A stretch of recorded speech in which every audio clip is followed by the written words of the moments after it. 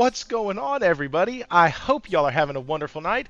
Welcome to the playground. We have a phenomenally fantastic and fun show. Phenomenal, fantastic, and fun. That's right, the three F's. We got it going on. I am excited to be here. We have a ton, and I do mean a ton, of topics to get into tonight. Some of them may take a while, some may just be a couple minutes, and then we're off of them. But we are here to have a wonderful time, and the way you can help that wonderful time is by liking and sharing this thing out. Also, if you're watching this afterwards, please, it helps out a ton if you would go ahead and leave a comment down below. Really helps push the video out, gets more people invested, and gets more people here. So it helps YouTube go, hey, people like this. They're leaving comments. And yeah, it really helps out. So, yes, and like Josh always says, hit all the buttons. In the words of another podcast I watch, hit the things that make the dings. That's right. That's right. If you know where that's from, we are automatically friends. But, like I said, we have a wonderful show tonight. But more than that, guys, we have amazing guests. Y'all know me. Y'all know I don't play everything that comes out right away. Y'all know that I play a lot of budget titles. Y'all know that I play 3 brand new spanking $70 games a year. But today, I have people on here who play every damn thing that comes out. And they play it all the time. That's what they do. They are gamers through and through. They are the hardcore of the hardcore, and I have them here on the show, and they are wonderful, and I can't wait to bring them on and introduce them to y'all. Y'all have seen them before, but real quick, let's go over the topics for tonight. I am excited. Excited? Egg-sided. That's right, egg-sided. We're going to have some eggs tonight. Here we go. I don't know why it's doing that. That's weird. Let's try it this way. Hey, there we go. That's better. So yeah, we're gonna be talking about Lost Soul Aside, how it got delayed. Super sad. I actually am really sad about this, and maybe that's just the mentality I'm at as a gamer right now. I've been hit with a lot of realizations this past week, and so I didn't need this on my list also. But anyways, we have that, and then State of Play got announced. Would you stop it? I don't want to buy anything from you, or sign up for anything. Let me have the article. State of Play 2025 for Borderlands. So I'm going to talk to the two folks who probably have played Borderlands and probably like Borderlands, and we're going to see what their take on it was, if they saw it, if they liked it or not. And then I have EA staff lays off and cancels a Titanfall game. The second part of that is speculation, but the first part of that is actually true. It is, they laid off 100 workers from Apex Legends and Jedi Respawn Entertainment. That sucks. And so we're going to talk about that. Then we have some more depressing news. This is just, I said we were going to have fun, but now that I'm looking at the topics, this is kind of a lot. Xbox and Game Pass have, or not Xbox and Game Pass, sorry. I was reading Xbox Game Pass. PlayStation Plus and Game Pass have kind of flatlined. And this is according to an expert, Matt Piscatella. I are not an expert. This guy are expert. We will listen to what this guy says. He actually runs something, or used to run something called Circana.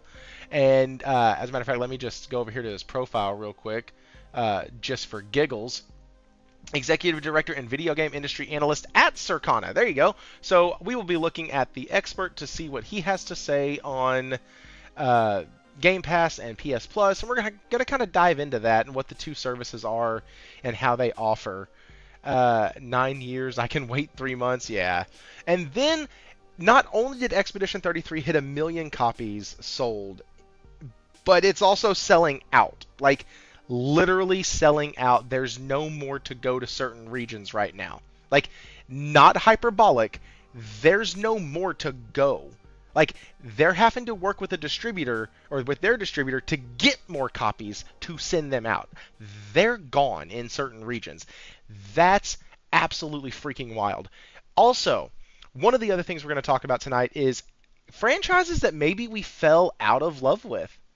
Like, franchises that we outgrew. And there was some discussion in the Discord this week over Final Fantasy and Expedition 33 has kind of brought this all up again. We had a little bit of this when Metaphor came out, but it seems to be amped up to 1,000 right now. And I guess just because of the production quality of Expedition 33. So we're going to kind of discuss that. We're going to kind of dive into maybe it's not just these companies are, or maybe it's not just Ubisoft is terrible. Maybe I've outgrown Assassin's Creed. You know what I mean? So we're going to discuss a lot tonight. I am so excited. With all that rambling aside, let's get into the guest, because the guests are the reason why y'all come here. It's damn sure not for me. So let's get to the guest. We'll start ladies first with Morgan. How are you doing, Morgan? I'm great. As always, just gaming. Expedition 33, everything that I wanted. I can't really complain. I'm in a good place right now. Just happy. Happy and Just addicted. Happy. Yes. It's the best kind of feeling to have when you're gaming. Yeah, I agree. It's been really nice. I haven't there's only a few games a year that do this to me. And so it's really an enjoyment when you're not wondering what to play, you know what you have to play. Like and so I really enjoy that. Enate, what about you, man? How are you doing? I'm good. We'll see how good, when I hear back from the mechanic tomorrow. Oh no. about what's going on with my vehicle. Didn't you just have your rig in the shop? I did. It was for the AC though. So it was for the AC, and this is something else acting up. This is not the AC. Yeah, this is definitely not the AC. So, yeah, they fixed that really well. It's super cold. Feels like the North Pole in there when I turn it on. So, they did a great job with that. So, hopefully they do a good job with this. But it cost me, a lot less than that cost me. But, yeah, otherwise, gaming-wise, man, it's been amazing. I've managed to play a few things just because I've got some ongoing stuff. I am playing the current season of Fortnite, and that is about to end. So I got to get what I got to get out of there before it ends on the 2nd. There's also some new cars that have been added as far as Forza Horizon, as you guys know, launched on PlayStation. A ton of people picked it up. I see quite a few people playing it on my friends list. But I'm not going to pick it up again a second time, but I have gone back to it. And as I have periodically since it's been out, I bought it day one on PC, the $100 edition. So I've been playing that forever now. Like 630 cars now or something like that. So I was definitely not starting over. I don't care that it's on PlayStation. But yeah, so that's been a lot of fun. They added some of my favorite vehicles. The Lamborghini Revelto. I'm a big Lamborghini fan ever since I was like 5 years old. So they stay killing it. And then of course, I'm still finishing up Suikoden. Everybody knows by now Suikoden 2 is my second favorite game of all time. So being able to go back to those is still really, really big for me. I'm still really loving it. I actually finished Suikoden 1 twice, the PS4 and PS5 version. So technically, I beat 2 games because I beat the game twice, start to finish. And now I'm working on Suikoden 2 on both playthroughs for that. And then, of course, the main thing, the elephant in the room, Expedition 33, which I cannot get enough of. And like Morgan said, it's literally everything I've been asking for in the turn-based space that Square refuses to give me.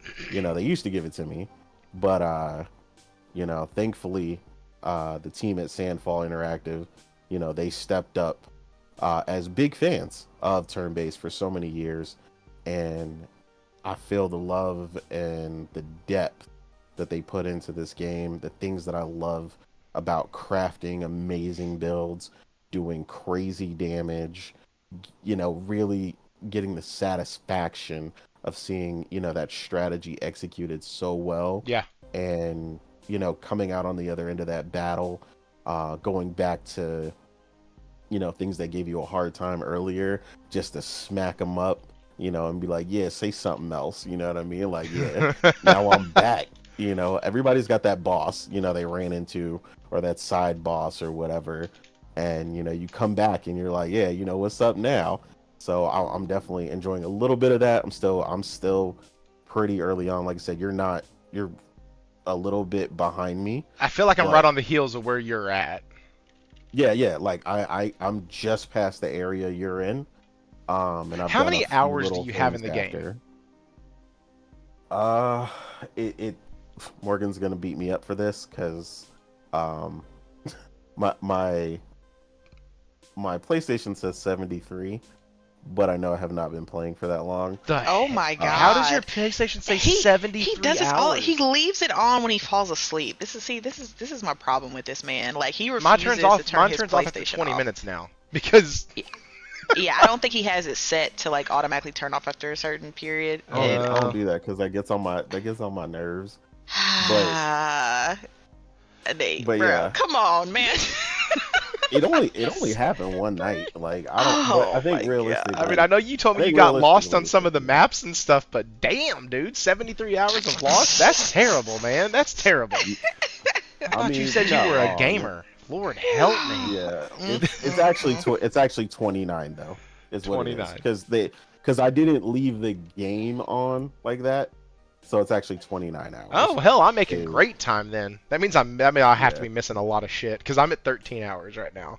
Yeah, because even though I'm just a little past where you were, I went He's been back. doing a lot of side stuff. How do Yeah, you I do did a side ton of stuff? side stuff. Morgan, I need to talk to you after this because I need to know how the Okay. hell to do my side quests because I have this one where I'm supposed to go collect like skins and like literal skin, and I thought I was doing it, but apparently not. And like there's no way to mark where anybody is on any kind of form or faction of a Yeah. map, so I'm about to get a notebook and just start writing down like, okay, this person was in this village, this person was in this alcove, this person was in this forest, this like it's I'm becoming. I mean, that's Understandable. essentially what you have to do because I really wish they had map markers. That's really what they need in this game. Like, and I understand making us explore the world and all that and encouraging that, and that's very good. And I do feel zero pressure to do anything except keep going, which is really cool. Like, because I played, and this is why I burnt out on it after almost 90 hours, but I played uh, Metaphor, and I was like, I was stuck to such a strict, rigid schedule, and then like by the end, I had followed that schedule too good and too quick, so my characters weren't high enough level, so I entered this dungeon and I just kind of got stuck there, and now I have the option of screwing up everything I've done up to that point to leave the dungeon and ruin my day systems, or to just not touch it. Yeah. And I kind of chose not to touch it. Where this game, God, I can go anywhere. I can go in somewhere. I went into somewhere that said like you went up to it and it said danger. So okay, I was like, let me see. Oh yeah, Let's see. we definitely all did that at least once. Let me see how bad this shit is. So I go in there and get one shotted on the first like. The Yep. dude comes in, does a 3-hit combo, one on one player, one on the other, and one on the next, and I was like, well, that was fun. I was like, I'm not gonna go back in there Yep. right now. But like, That's exactly how it went for me. it's really fun, and there are so many. I think like you said, I don't even need just like I don't even need a mini map at this point. Just give me an overworld map that I can put markers on. Just let it act like a pen and paper or a notebook next to me, but I can just use it in game. That would be awesome. Yeah, But I feel that. anyways, so without giving anything away, Morgan, you're a little further than both of us. Mhm. What, literally without giving anything away, what is your favorite part about this game so far? Honestly, it's probably. I mean, shoot, I really love everything about this game, but my favorite is probably the combat. Like for me, it doesn't get old. I enjoy learning the patterns of the enemies. Like usually, what happens as far as like I'm good with the NPCs. You know, like you know the regular enemies that you run into, they're not too bad. But like when you get to the bosses, you know, you obviously have to learn their patterns and like learn how they fight. And I usually let them kill me the first time, because I'm just like, okay, let me see what your phases are. Let me see what what your hit is like, because a lot of enemies in this game, they like to hit you with the pump fake, like where they're acting like they're about to hit you, and they're like not, and then they hesitate, and you miss that parry because you thought they were about to hit. I'm like, oh, y'all some assholes. Okay, but There's yeah, I literally just let one that that, happen. I'm sorry, there's literally one that throws like a half good. punch, like with Yes. his right hand, and then spears you with his left. Like, you mother.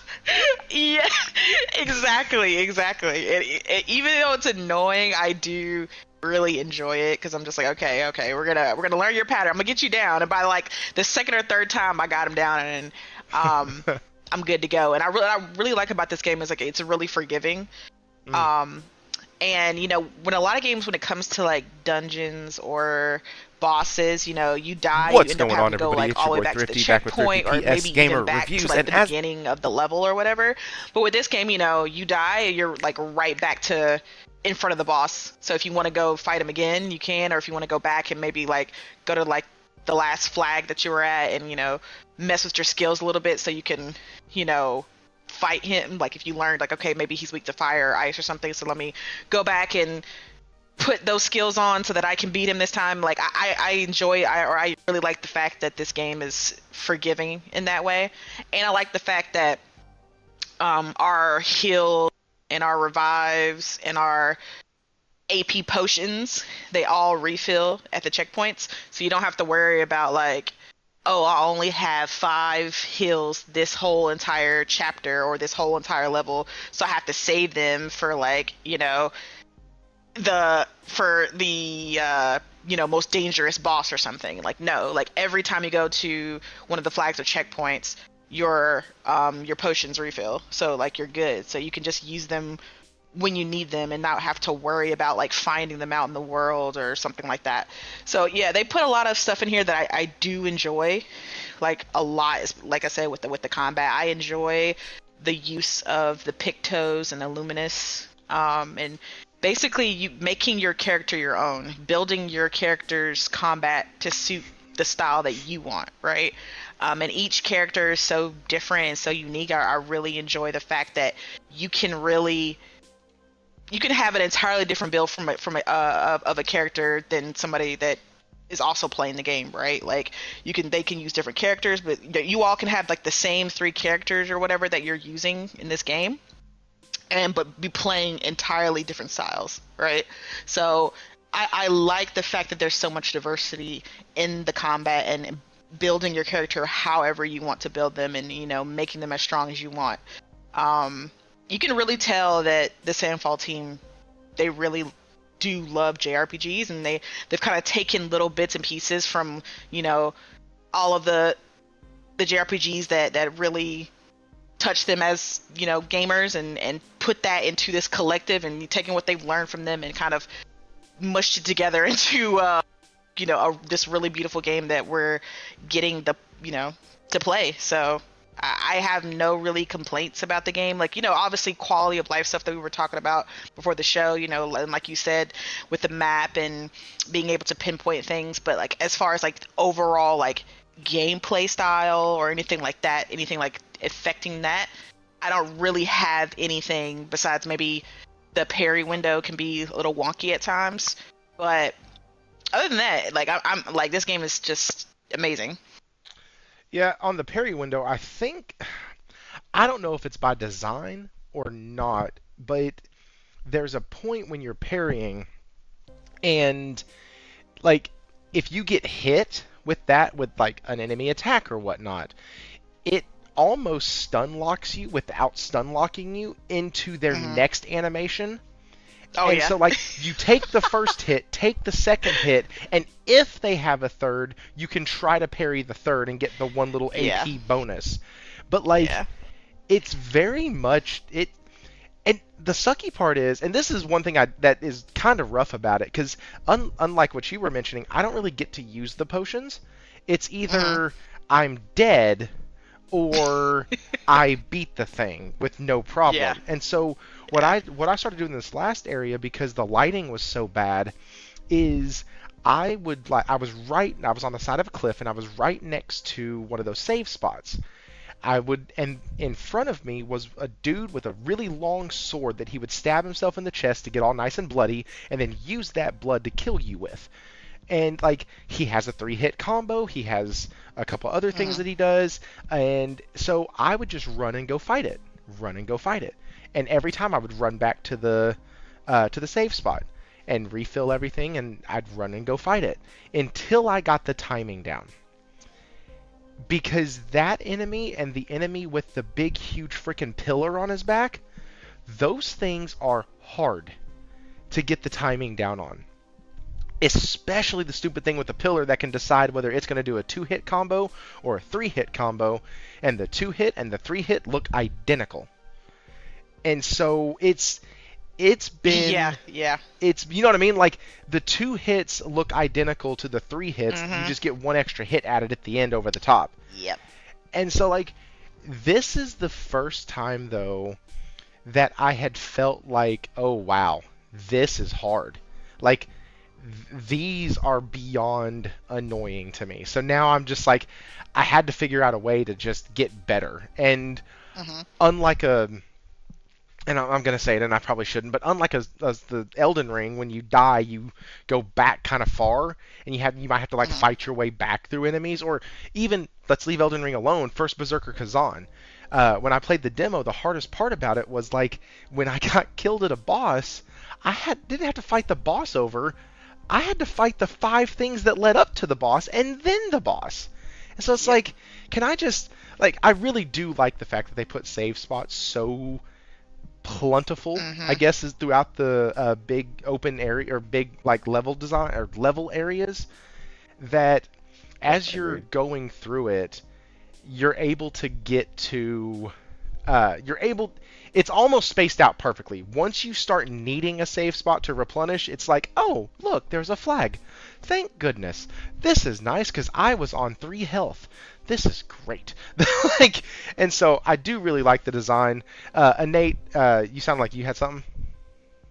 No, I was saying I agree. I think the spacing for the flags and stuff is pretty good. I feel like you said, pretty much as soon as I feel like I need one, there's usually one pretty close. Yeah. If I haven't found it already. And they're pretty balanced out. And I definitely get what you're talking about with the area you're in right now. The best way that I actually dealt with that, I had to play in the dark. I don't normally play in the complete dark because you're not supposed to do that. It's bad for you. Yeah. But I had to turn off the lights in the gaming room in order to see in that area that you're running through now, and that helped significantly. And then of course certain characters, like the one that you were talking about that, you know, stabbed itself or whatever, that getting that character is a lesson in when you should dodge and not necessarily parry.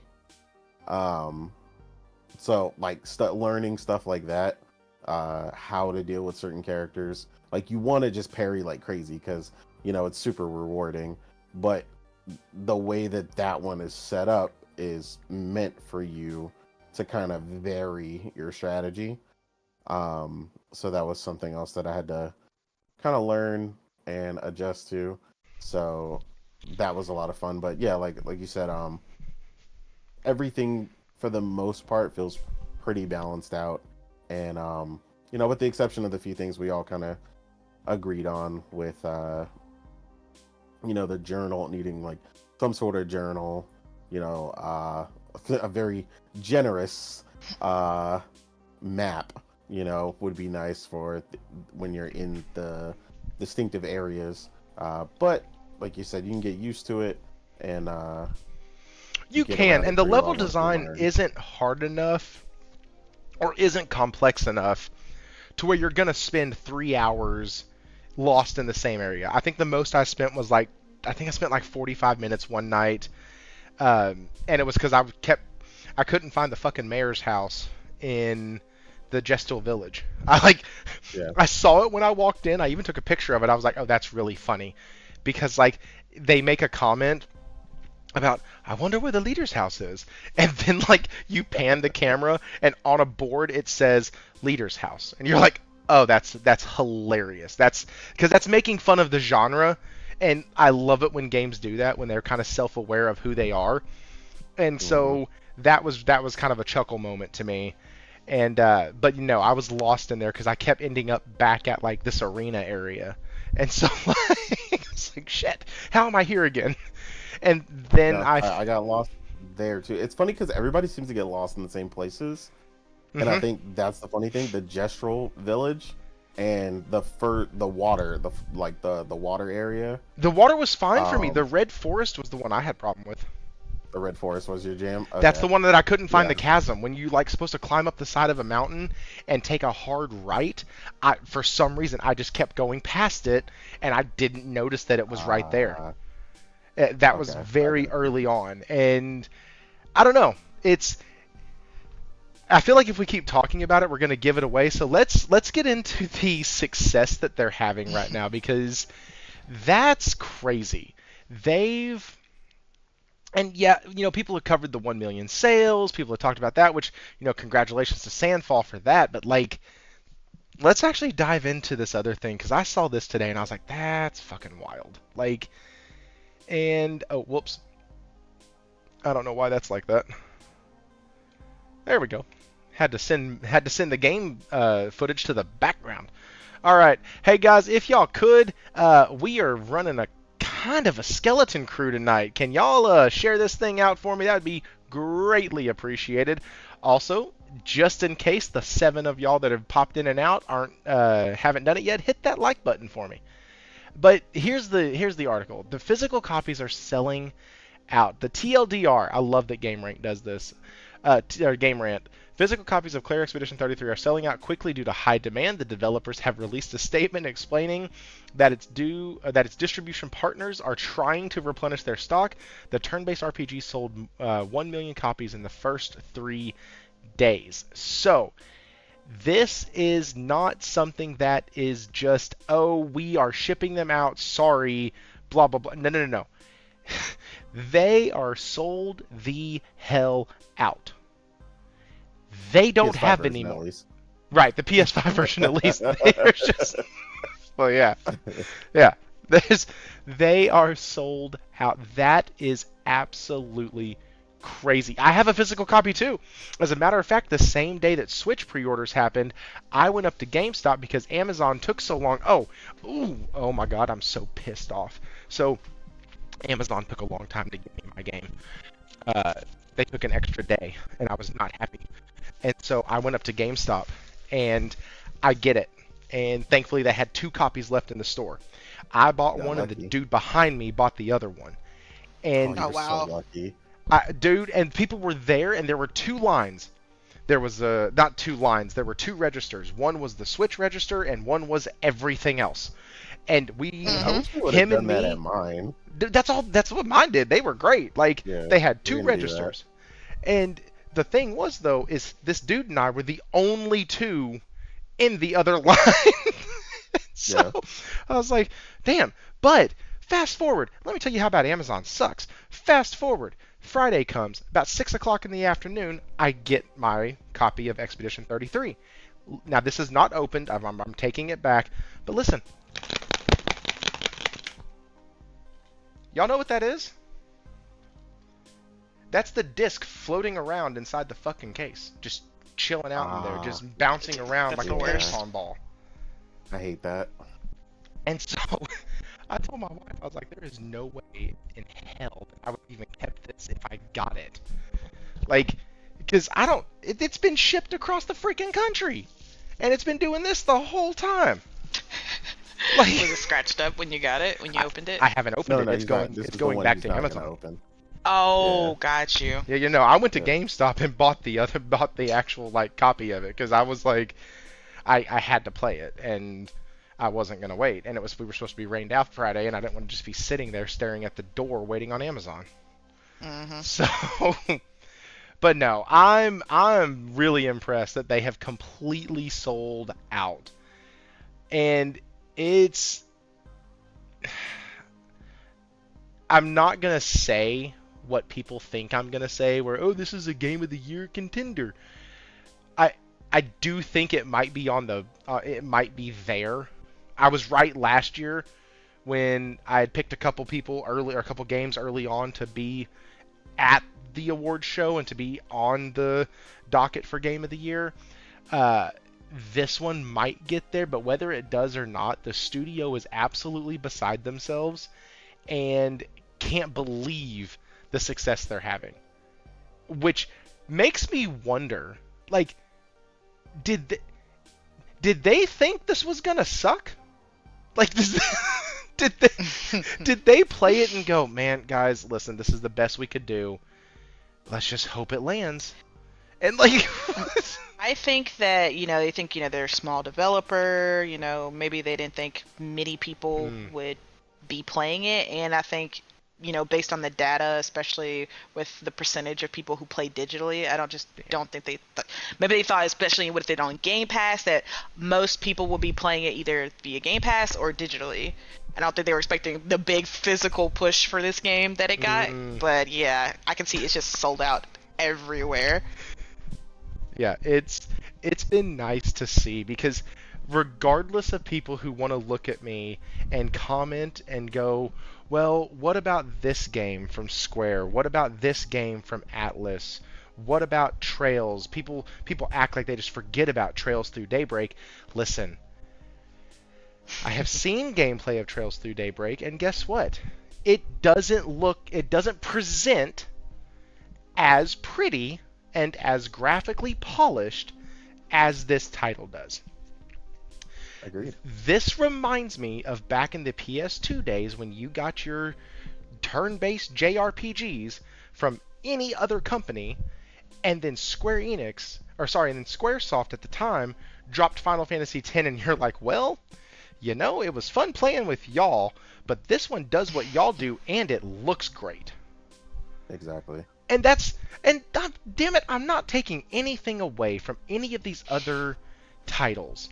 I'm not looking at Metaphor and going, well, because you went with the anime aesthetic and the flashy color palette and didn't go with ultra-realistic graphics, that game is shit. No, that's a dumbass take, and whoever has that needs to stop talking about video games altogether. Like, Thanks. It's just saying that the game is doing what I have wanted for a long time in this space, and it's very refreshing to see. It's not that this is the first turn-based RPG.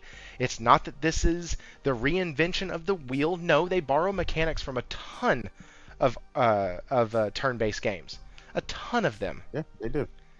And the beauty is they've made them work in a gorgeous package where the lighting is a bit off. Like this, like that's about it.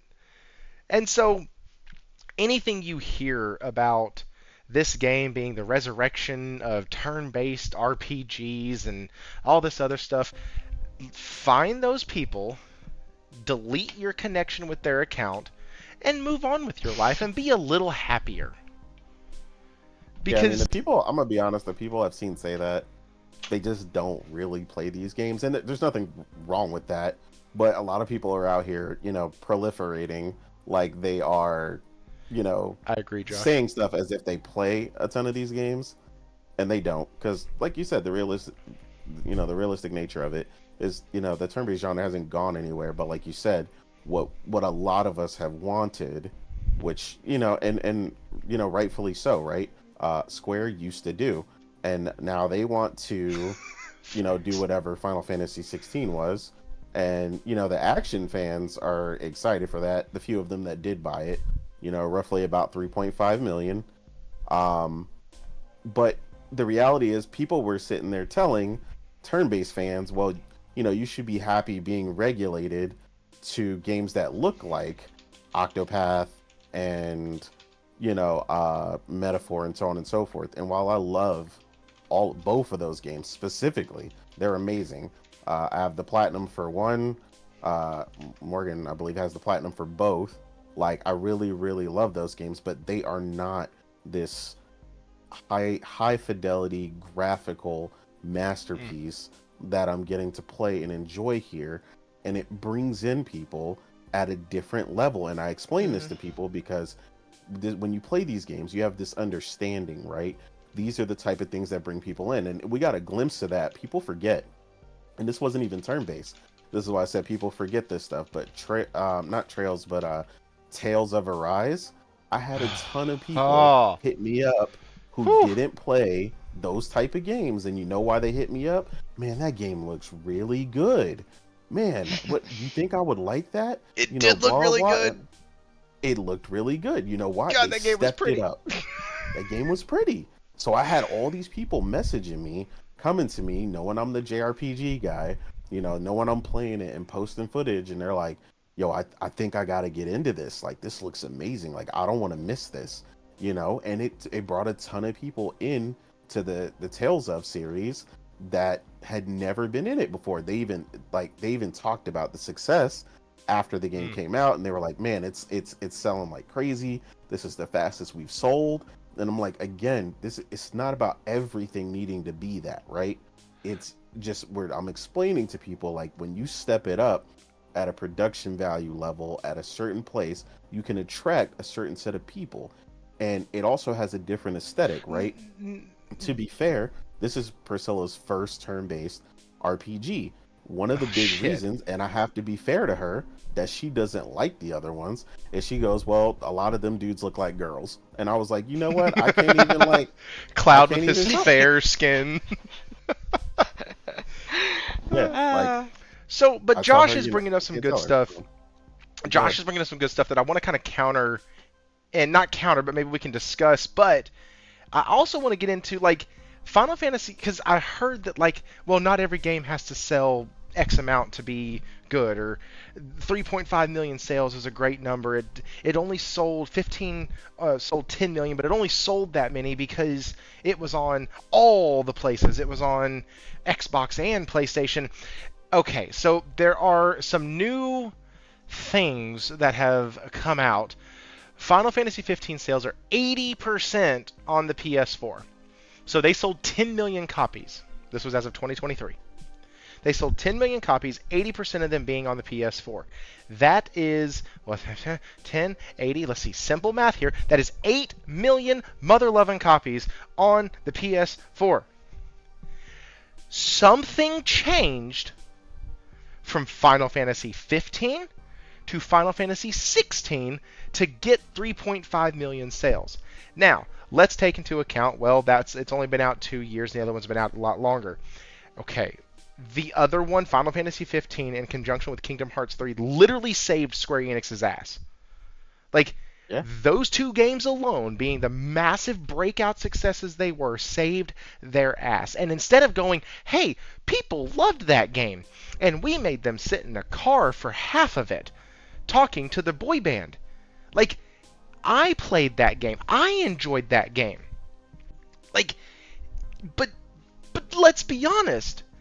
The characters, the driving around was really freaking annoying. Not the characters. I loved the characters. I like the character. Prompto, Gladius, those guys were my favorite. Noctis, whatever. He was the lead in a Final Fantasy game. But the others were really, really good. And then when who was it? Was it Prompto that lost his? Never mind. Anyways, as that game goes on, these characters, they go in depth and they get better, and the writing is phenomenal. So what changed between Final Fantasy 15 and Final Fantasy 16? Could it be that the entire combat philosophy of Ignis, thank you. Could it be that the entire combat philosophy of 16 went to Devil May Fantasy? Could it I stole that from Enate, by the way. Could it be that the whole thing completely pissed in the eyeballs of a lot of the core audience of those games? Not me. I bought the game. Fuck, I beat the game. I literally rolled credits on that bastard. And I was still left going, damn. Okay. Yeah. And on to the next one. And I look at this game and I'm like, man, this is what I want. This is what I've wanted. I've wanted a high production quality because, like Josh said, pretty doesn't mean good. And 100%, we all remember Godfall. That game was a gorgeous piece of dirt. It was a turd that had been polished and made with ray traced reflections and made to look pretty, and the game was just crap. It was awful. And so, like, pretty doesn't mean good. I get that. But when you combine pretty with what does make good, then you get 1 million sales in a studio that's only 33 people strong. Like, we have to look at this on some level and wonder why these other studios think that there's not success in this. And would 1 million sales on a Final Fantasy game tilt the needle? No. I mean, just being honest, it wouldn't. So when it comes to what Square needs for them to be successful, it's probably well above that 3.5. Hang on, Josh is saying something. All everyone says is they want turn-based games to look like this, meaning they care more about pretty than gameplay. I don't know, man. Maybe I'm not the people you're making. Let me answer. I vehemently disagree with that. Yeah, so I don't want all of them. That's what I'm saying. Maybe we're not the people he's talking about. Go ahead. I don't want all of them to look this way, but I also don't want none of them to look this way. There you see go. What I'm saying? That's it. Because when Final Fantasy 16 dropped, like I said, turn-based fans were being told you are now regulated to, the best looking thing you deserve is, Dragon Quest 11.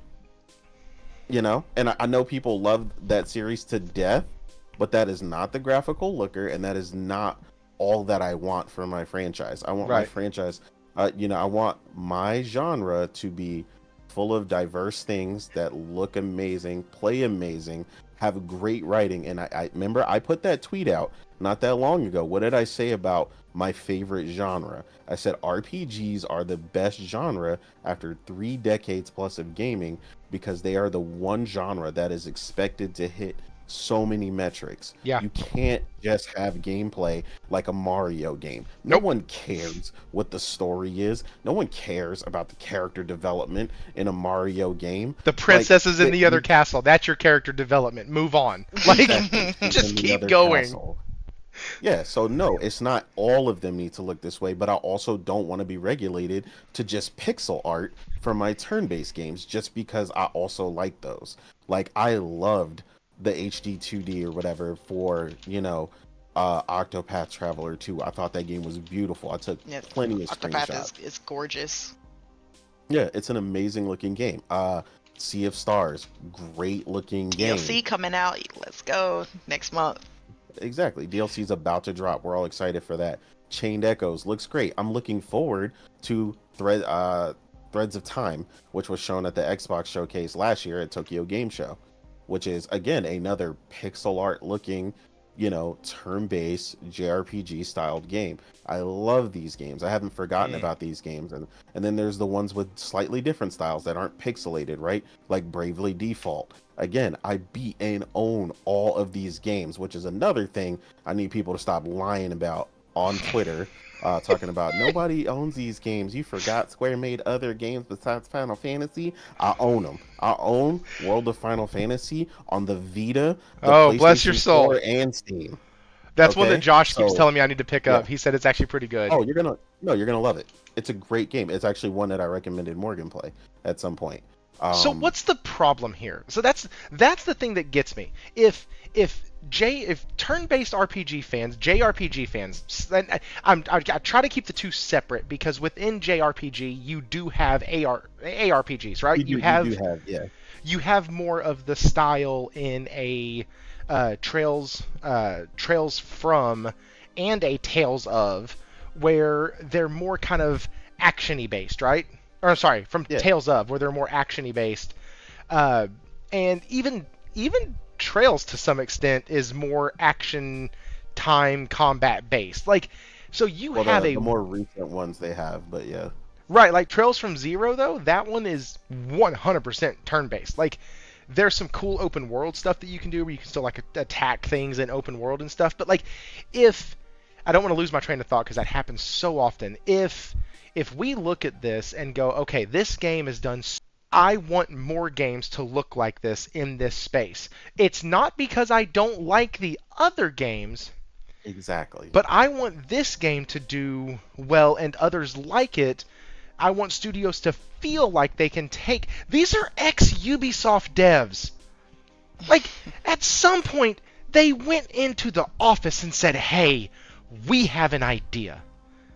We want this much money to make this idea happen. And they were told no. Like, nobody leaves their job because they have freedom in their space to do what they want and get paid well for it. That's not why you leave your job.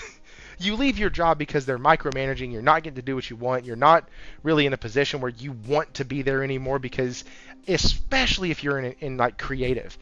Like, Lord help me. You think people who are creative and are there to be creative who get told no, you can't, want to sit there and actually go back to work the next day? No. And if you're talented, guess what? You can make your own. And that's what they did. But like, this could have been a Ubisoft title. Yeah, like, it could have been. That's the... But back to what I was trying to say before I put myself off that train. I feel like within the JRPG and the turn-based world, there are two people. And they represent two different types of gamer. They represent somebody like you, me, Morgan, Josh, other people who love this type of stuff and love these series and don't care necessarily if... They can look past the graphics, right? They can look past the way it looks. They could play anything from a Sea of Stars all the way to a pixel remaster, all the way up to this, and be totally happy anywhere in between, right? Because we're going to take into account music. We're going to take into account story elements, narrative. We're going to take into account voice work if it has it. Like, we're going to take all these things into account, and then we're going to get to the other part of it, which is graphics. But there's another side that's like, well, turn-based needs to be this one thing and this one thing only, and it can't be anything else. And if it's anything else, then I'm not okay with it. And I don't know why these games, if there's supposedly more people that are like, well, turn-based has been around forever and it's been rocking out for a long time, then why don't the sales of turn-based games match that? If turn-based has just been rocking it out since the 1990s and just been gaining popularity and been doing so well for itself, then why in the world are turn-based games not flying off of shelves? You know what I mean? Does that make sense? Yeah. No. I mean, it does make sense. Were you gonna say something, Morgan? Yeah. Also, hi Priscilla. I see you in the chat. Hello. I've just noticed that, particularly, I mean, this isn't exclusive to JRPG fans. This is really like any genre. Mm-hmm. But JRPG fans, there are the elitists who are, if you don't play game A, B, C, D, you're not a real JRPG fan. You don't really know anything about JRPGs. You can't have an opinion on JRPGs. It's just like there's a real elitist mentality when it comes to it. And when a game comes in from a place where JRPGs aren't originated, i.e. Japan, this is a Western studio making France. I'm saying they're not from Japan, is what I'm saying. Like, Oh, gotcha, my bad. No, you're good. They're coming from a place that's not Japan, so people feel some type of way about a Western studio trying to make a JRPG, and they can't really have an opinion on it, or they can't specifically do what JRPGs are able to do, and it's very weird. But it's like, I think the reason a lot of the elitists feel some type of way about this game is because this game is it's on a lot of people's radar, right? It's on a lot of people's radar where normally other JRPG games, turn-based games specifically, aren't really on a lot of people's radar. And I think it makes them feel some type of way that the games that they love, people aren't paying attention to, but they're paying attention to this game, right? And they feel like, you know, there are better JRPGs that should be getting this type of praise and this type of, you know, because, you know, this game is in the Game of the Year talks already, right? It's only been out for like a week or so, and people are already being like, you know, oh yeah, this is definitely a Game of the Year contender, right? And that's not normally a thing that usually happens with turn-based games. So I just think, you know, a lot of the people feel some type of way about this game's success, and it's bothering them that other games that they love and other franchises that they love aren't getting that type of spotlight on them. Now that I can see. And yeah, and they, you know, because they want it, because they, like you said, you know, not all of these turn-based JRPGs are selling well, and they would. That's why you see all these tweets about people recommending all these other turn-based games, because they want them to sell better, because they feel the type of way that they're not selling better, and they want the studios to continue making these games. And you know, the only way studios going to keep making games is if they sell well. So that's why you see, oh, if you like Expedition 33, play this, play that, play this, play this. You know, it's them feeling some type of way about the spotlight that's being put on this game, because they feel like there's other turn-based games that deserve it more. And I mean, again, everything is subjective, right? You know, no one's saying that. I mean, I'm sure there are some people online saying like, oh, this is the best turn-based game ever to exist, but I mean, you know, like I said, it's subjective, but I don't think this is the best. You know, it's really good and I'm really enjoying it, but there are other turn-based games that that are just over the top for me. But again, like, people act like, you know, the J. Cole saying, people act like two kings can't coexist. Like, it's like for a lot of people on Twitter, it's like a either or type of thing. Like, you gotta either be a fan of, you know, original Japanese made turn-based, or you're a fan of that, which is not a real turn-based or, you know, a JRPG game. You know, it's like a battle. I'm like, I like them all. I don't, this whole, you're trying to say you don't like, you know, pixelated games, or you don't like the anime styles. Like, no, just because I like this doesn't mean I don't like pixelated games. It doesn't mean I don't like anime style games, right? I love freaking Octopath Traveler 2. That was my game of the year for 2022 or 2023 when it came out. Like, that was my favorite freaking game, and that is a pixel art game. I love pixel art games, okay?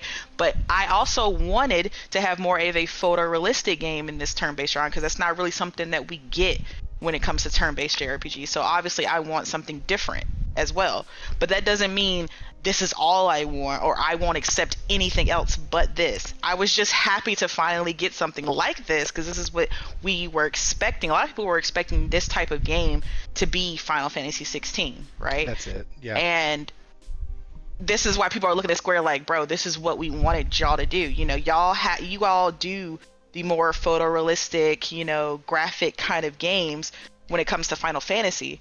And people were hoping that that would be the evolution that Square would bring to the Final Fantasy franchise. So I know when they finally announced that, you know, what 16 was going to be, people were just kind of scratching their head like, oh, we're going action-based. Oh, I mean, okay. And I just think kind of people are kind of giving Square the side eye, because they're like, this is what, like I said, this is what we wanted from you. This could have been you. This could have been you, bro. This could have been you. And I think if this had been Final Fantasy 17, which is the irony of Ben Starr being in this game is so hilarious, right? because he stars Final Fantasy 16. Now he's in this another you know, JRPG game, right? And this, it's like, this could have been. I think if this combat was in Final Fantasy 16, I think it would have seen immense success. Like, I think it would have given Square what they wanted. You know, they over here complaining about their sales and stuff like that. I feel like this would have been that game to give Square that resurgence, that fire that they've been missing for a while when it comes to Final Fantasy. And I don't know, it just kind of made me like a little sad, because I was like, oh well, damn. But I mean, regardless of whoever made this game, right, Sandfall did their thing on this.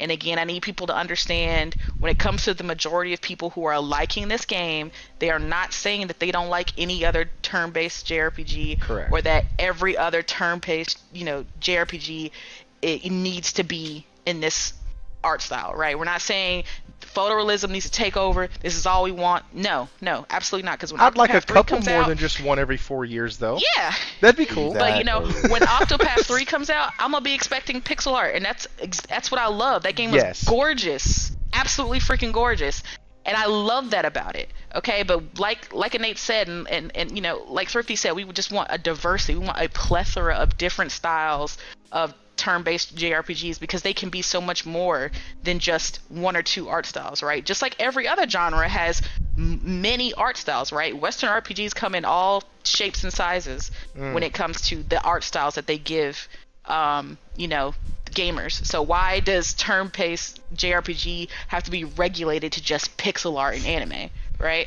There's so much more to gaming than just one or two art styles. So I don't know why people feel some type of way when people are excited to see diversity in a genre that they like. Like, So I gotta we read welcome this. all types. I gotta read this real quick because it's really telling of how much I love graphics, but at the same time I love the pixels also because here are my downloaded games right now, and I'm just gonna highlight the RPGs, okay, or the quote-unquote JRPGs. I got Trails from Zero, Tales of Vesperia, Sword and Fairy Together Forever, Octopath Traveler, Metaphor, Final Fantasy X, 10-2, 7, 8, 9, 1 through 6, Type 0, Edge of Eternity. Let's see. Hang on. There's more. Final Fantasy VII Crisis Core Reunion, Chained Echoes, Expedition 33. Like, these are all on my PlayStation currently right now. And I have my hand in every single one of those with the exception of Final Fantasy II and Final Fantasy 1 because I've beat those. And 10 and 10 too, but that's neither here nor there. Like, I have such a variety of pixel versus not pixel, but everything that's not pixel on that list outside of Expedition 33 was made either by Square Enix or by a company that was trying to imitate Square Enix. Right? Chat. Uh-oh. Josh said every turn-based game Square makes doesn't blow up, so why would they spend AAA cash on one? You know what I gotta say to that? Neither did 16. Well, I mean, there you go. So they got a punt, is what you're saying. Nothing. And mind you, that's why they went action, right? They said because the Western audience, that's what they assumed the Western audience liked, right? That's what they gravitate towards. They don't care about turn-based. So we decided to go towards a more action-style game. And it looked like it didn't change much. So what does that tell Square now? What is Square thinking at this point? That's all I'm saying, right? It's like, because I'm gonna tell them just like, and this isn't exclusive to Square. This is a development issue about perspective, right? Because again, that is what Yoshi P said, and shout out to him for all he's done for the industry. But he's not a savant. He's not a future teller. He thought switching it up, they were gonna see Final Fantasy X level sales again. They were gonna be 10 million plus sales. 11, 15. They thought this was gonna bring it back to greatness. That did not happen. So let's tell the truth about the results. The results were about 3.5 million sales, and it slowballed from there. So like, I'm just keeping it real, and it's got all the high fidelity, it's got all the music and all these other things. It's missing some other things. It ain't got elemental attacks. I'll tell you that shit. It ain't got elemental attacks. Honestly, with people, writing is subjective, but to me, honestly, I could have wrote that story in 5th grade. Oh no, you be quiet. I love the writing up until the very end. I know you did. You know why? You know why? Oh, I love that writing. That's just like Game of Thrones. Funny enough, I have never watched a single episode of Game of Thrones. And that's why you like it, because it feels original to you, but it's literally Game of Thrones. Yeah, it did. The mother in that game Fucking, I wanted to slit her throat more than Yeah. any other person Oh, I yeah. ever Cersei, had man. across my screen. Like, She That was is such. literally the same thing from Game Yeah. of Thrones. Like, oh. yeah, trust me, I'm gonna have to show you the thing. I told Hero I'd have to show him, but apparently he's seen it. But I'll have to show you after the show that IGN made a thing that shows you who each character is from Final Fantasy versus Game of Thrones. Clyde Yeah. is literally Jon Snow. Yeah, it's Oh, that's hilarious. funny. But yeah, but my point is like I don't even need them to be AAA, right? So we keep bringing up the words AAA, right? Whatever you want to call Expedition 33, the question you should be asking is why can't other studios produce something on this level with the budget that this team had, which is much smaller than any of these 2,000 people teams, 200 to 1,000 people teams that a lot of these other people have. That is the real question that I want to know. That's all I'm saying. And that's something no, that I they hope we don't- get they don't answered. get it. I keep yeah, telling and- you. I keep telling people it's because those 200 to 1,000 people team have to answer to suits with no creativity, right? They Yeah. want to play it safe. They want to follow the cut and dry formula, the cookie cutter formula that they think makes money. Like, let's keep doing this. Keep tracing within the lines because that's the safe way to make a game. We know the games that quote unquote make money, so we're gonna keep making the same game over and over again. I.e. when it comes to Assassin's Creed, right? We're gonna make the same thing over and over again. We're gonna put in a different setting, but color in the lines, guys, is because this is what we do. This is what makes us money. So get to it. There's like no room for creativity. There's no room for passion. There's no room to branch out and actually make games that people want to make. The creators, the artists, because that's what artists who they're passionate and they want to be able to create and be, put that passion into what they do. But you can't when you have to answer to fucking suits. But because they were able to, these 30 people were able to do their own thing, branch out, and they only had to answer to themselves and they got to make what they actually fucking wanted. That's why we got a game that was good. That's why all these indie games are becoming so good. Like we see all the indies right now, all the smaller teams, the smaller studios.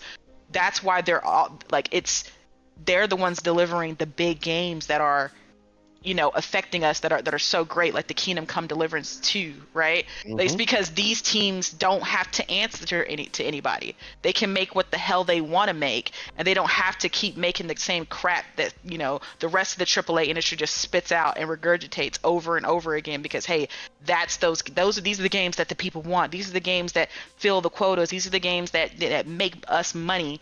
And when you give people freedom, because like I said, these Ubisoft developers are talented, right? People want to shit on Ubisoft, but it's not the devs, it's the upper management that they have to listen to that make them make these types of games and make these type of decisions, right? But once you took the Ubisoft devs out from under Ubisoft and you allowed them to make their own game, which is Expedition 33, look how they thrived.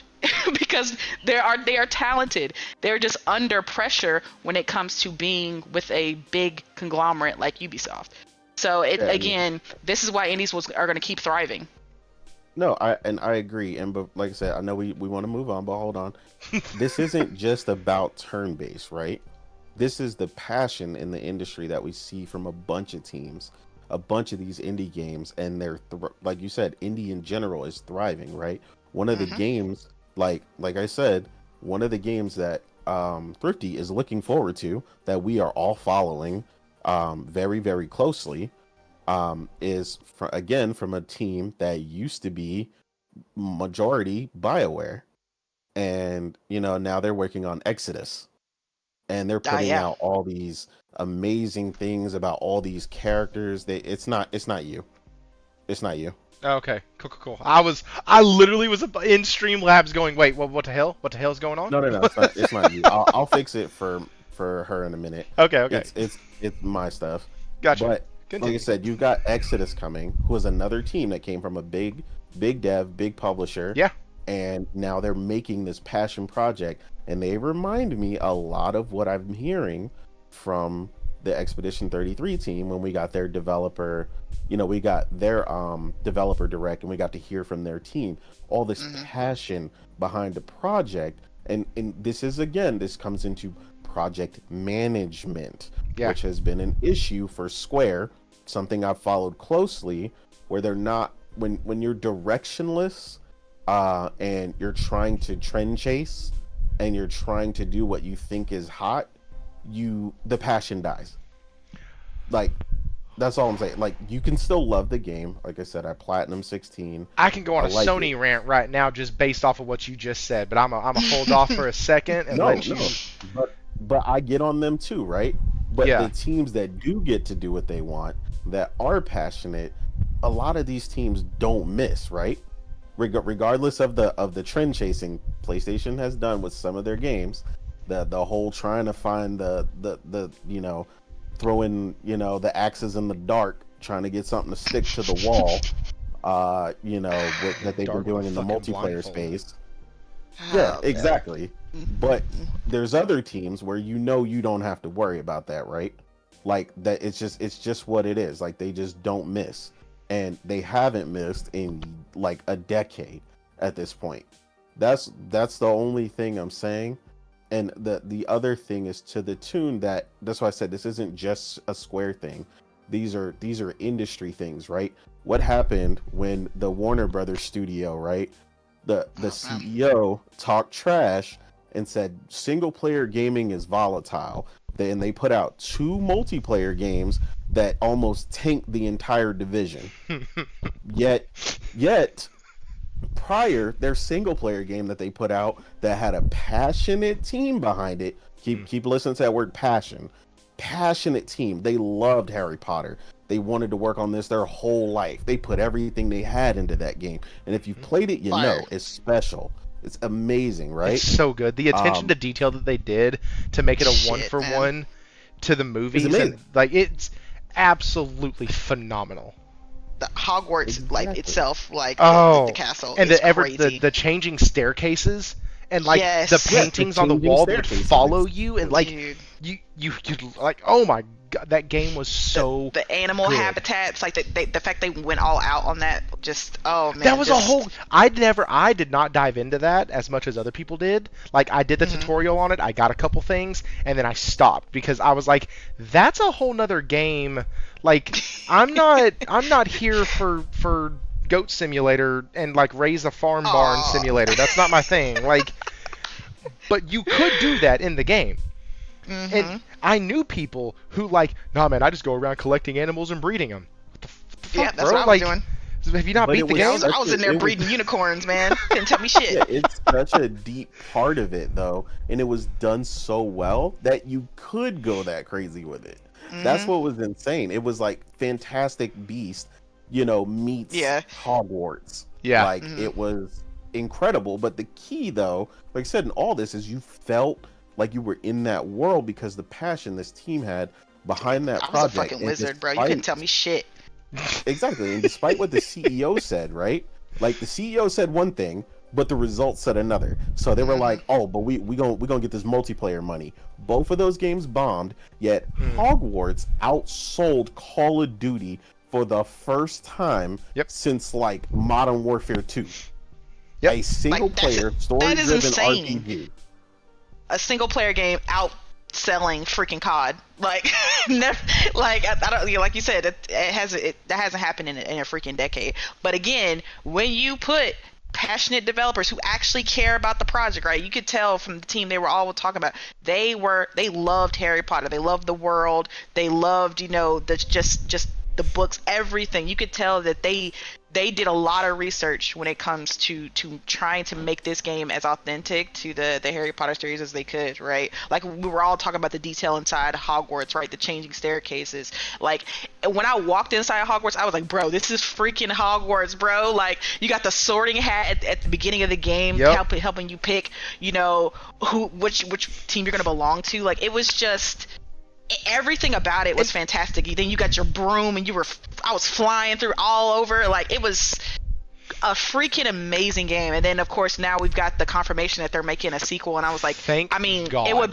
would be stupid if they didn't. Like again, this game sold bonkers. It would be idiotic of them to be like, we made one of the best selling games ever, but we're not gonna make a sequel. Like, yeah, it like, would be so stupid. But They didn't greenlight the damn thing for like a year, and I'm sitting there going, "What the hell, guys?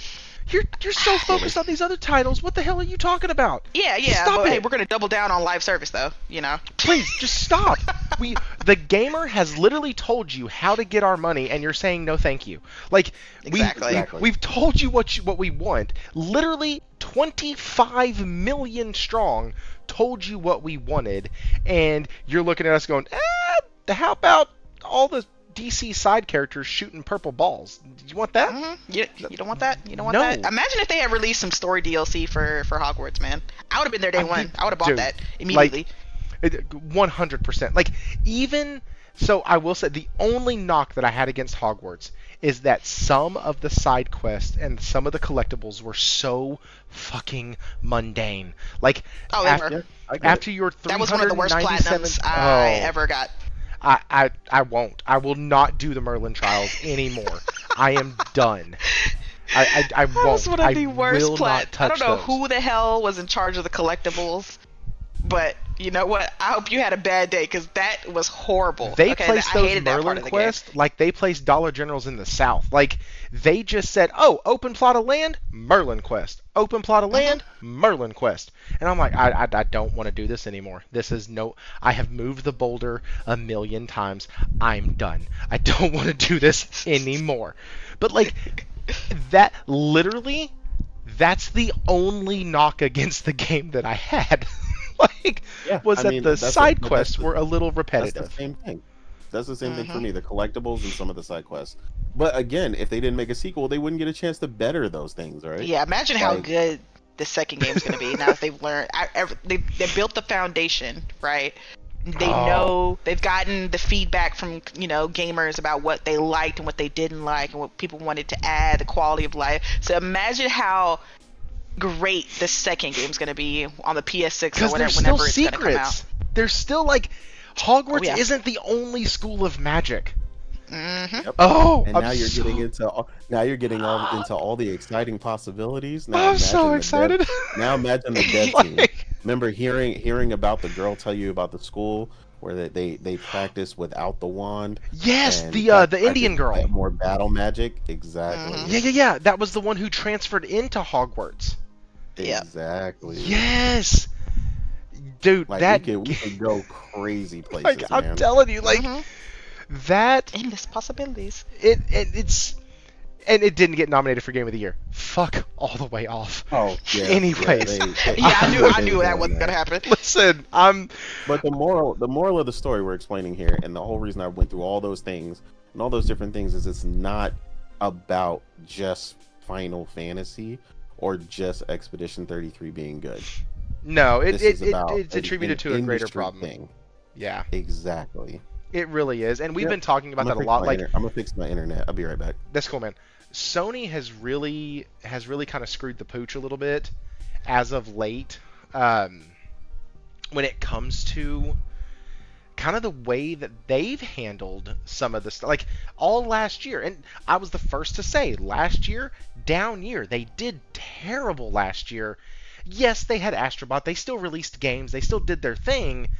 But, like, I didn't get a God of War last year, right? I didn't get a new Horizon. I didn't get a new big budget tentpole knock your socks off title. And that sucked. And it was because on some level it had to be because they were chasing that live service thing, and then those games got canceled and stuff happened, and like upper management had to wake up from COVID. And these smaller studios have taken advantage of that, who were able to keep their head down and stay completely focused on getting their stuff handled and done. And there's a lot to be said about, I mean, we could go down the rabbit hole of consoles and PlayStation and the decisions they've made and all of that. Their decisions haven't been perfect over the last couple years, but, and I've said this since the beginning of the year, I felt like this fiscal year they were going to start getting back on track.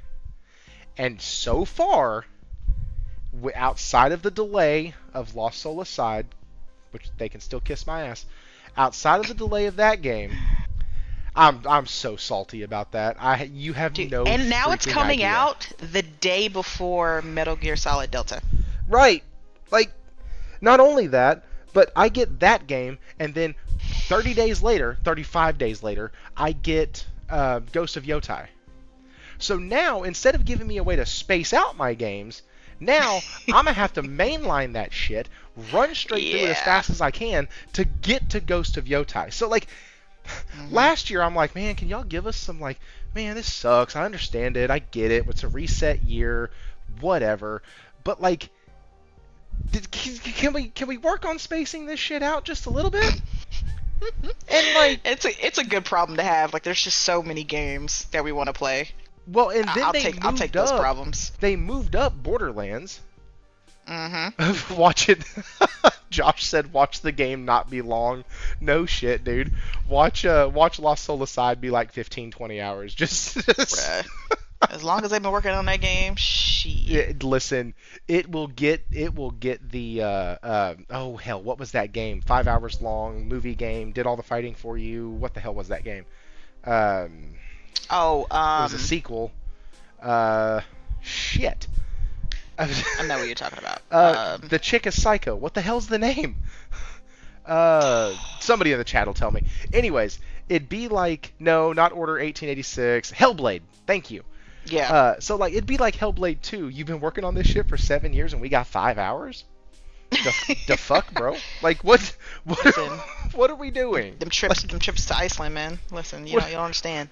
What are we doing? Did y'all have too much of the free beer that was downstairs? Like, we gotta tighten this up just a ooch. Like, just let me figure. Now, the game could come out, and I was actually gonna do a video on this, but I had the recording done, and I was like, I'm not there, and I wanted to have a conversation about it without giving away my position, but it literally, so I had this realization that me and Square Enix really ain't been as cool as I thought we was.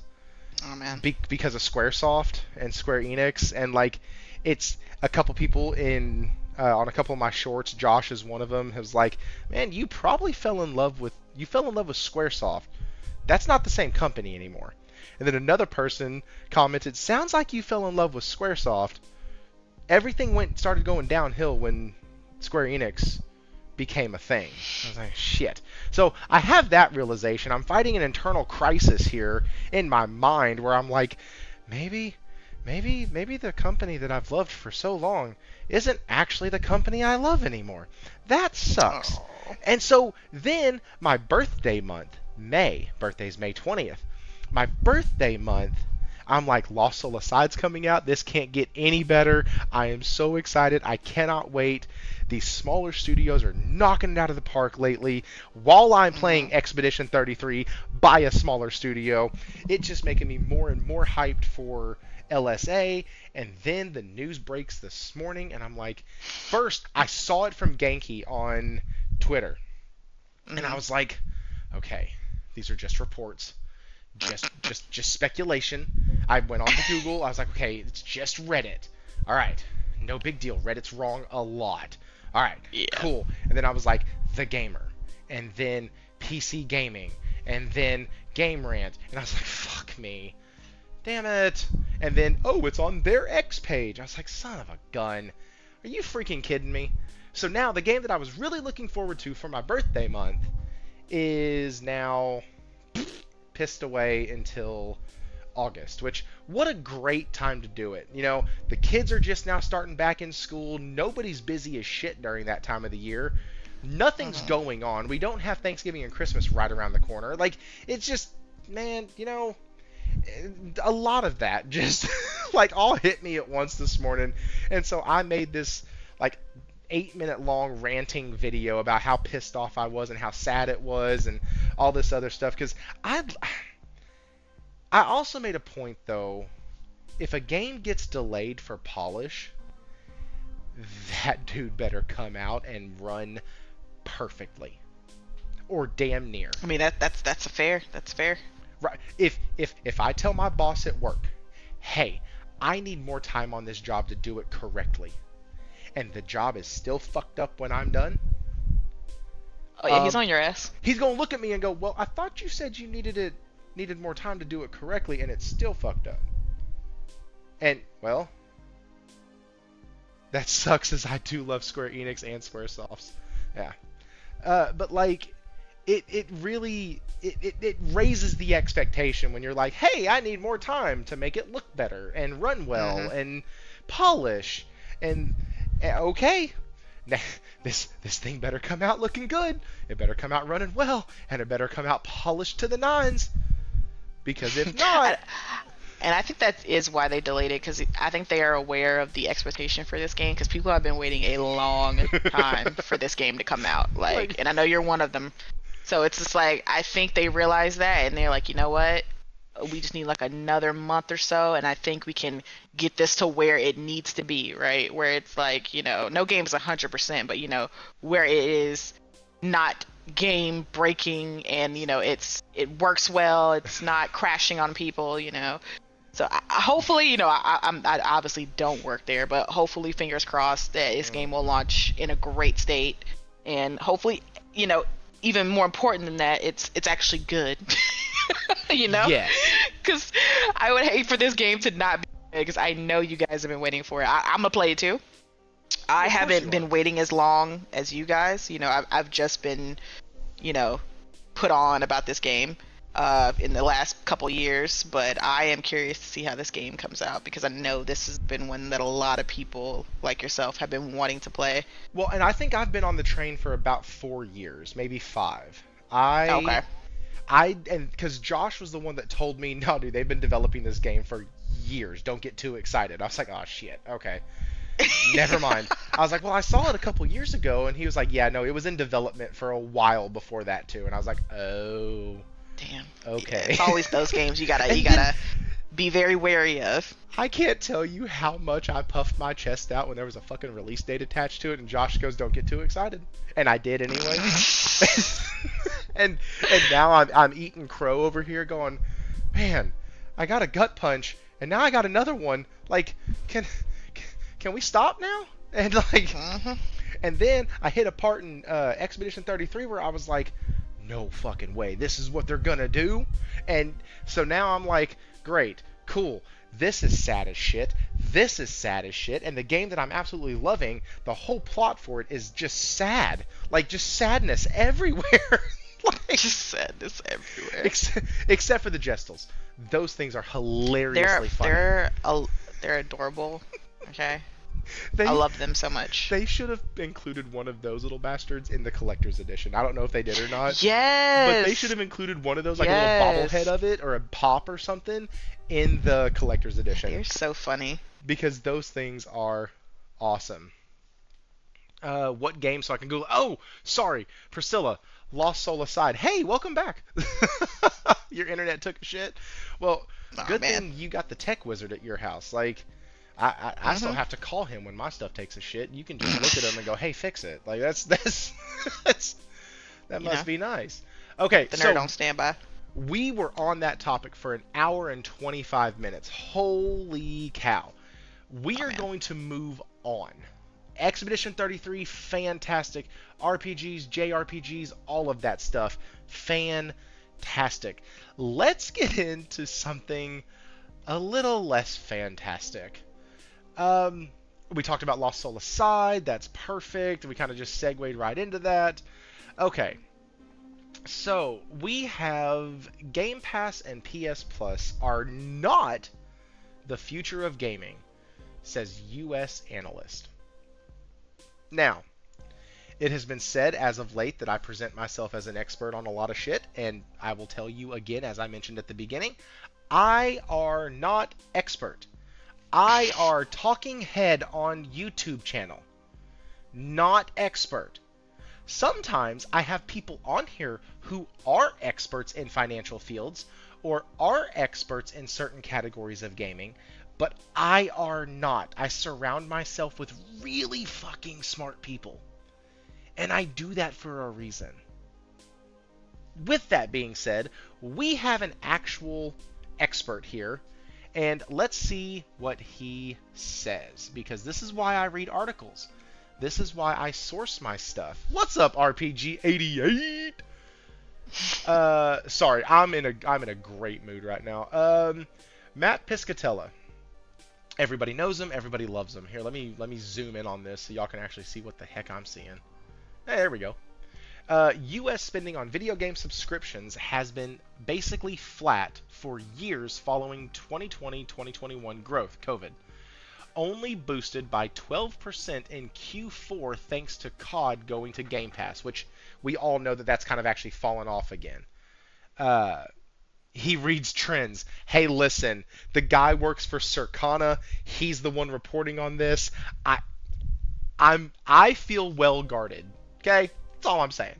U.S. spending on video game subscriptions is basically flatlined. Subscriptions are certainly not the future of gaming, although they can be a part of it. And then IGN gives their, or he's in response to this is in response to an IGN article, and so I do want to talk about this a little bit because I totally forgot there was a show on. Thanks, Hero. I appreciate that, man. I even got your favorite guest here. Man. Morgan's here. Like, man. Stay here. Like, dude, this show was for you. Stopping in real quick to throw the monkeys, to throw monkeys your poo. That's right, dude. Sleeve monkeys unite. Okay, so I have ever since Xbox stopped being a console company first, I stopped really giving a shit about Xbox as a console company. And I've started looking at them as a publisher. Okay? And I've been doing that pretty much since September, October of last year, maybe November. Because Xbox was dead and they were dying, and I did the whole video where they were being lowered into the casket by Bethesda and by Call of Duty and all these companies that they spent so much money on that they were gonna need this return. We all freaking told them this, and they said, no, Game Pass is the future, we're gonna get millions of subscribers, and we have this arbitrary number that we have to hit by 2027 or we're just gonna be out altogether. Fun fact, it happened earlier than that. It happened in 2025, and your games are now going everywhere. But that's not why we're here. We're here to talk about Game Pass and PS Plus. Two services that do it differently. Okay? So, you have Xbox that puts games day and date from Xbox Publishing on Game Pass. Also, with some other third-party deals, they do get some other titles. They got Clair Obscur, Expedition 33. They got... oh shoot. I'm missing it. What is it? Hang on. We have the internet. Give me a sec. Games coming to Game Pass in 2025. Here we go. I got Oblivion. Yeah, but there was more than that. Like Donkey Kong Returns. No, that's not it. These are upcoming game release schedules. Whoops. Ninja Gaiden. Okay, Call okay, of there it Duty. is. Yeah, Ninja Gaiden. They got the Call of Duties coming, the Gears of War coming. They got some heat coming this year. Great. Doom. Fantastic. Yeah, like Doom. You got Dredge that's being added May 6th. Like, they got some good games coming in. And they also have some day-and-date titles going in there. But now that they're a publisher, first and a console manufacturer third, I would say that Game Pass is a decent value.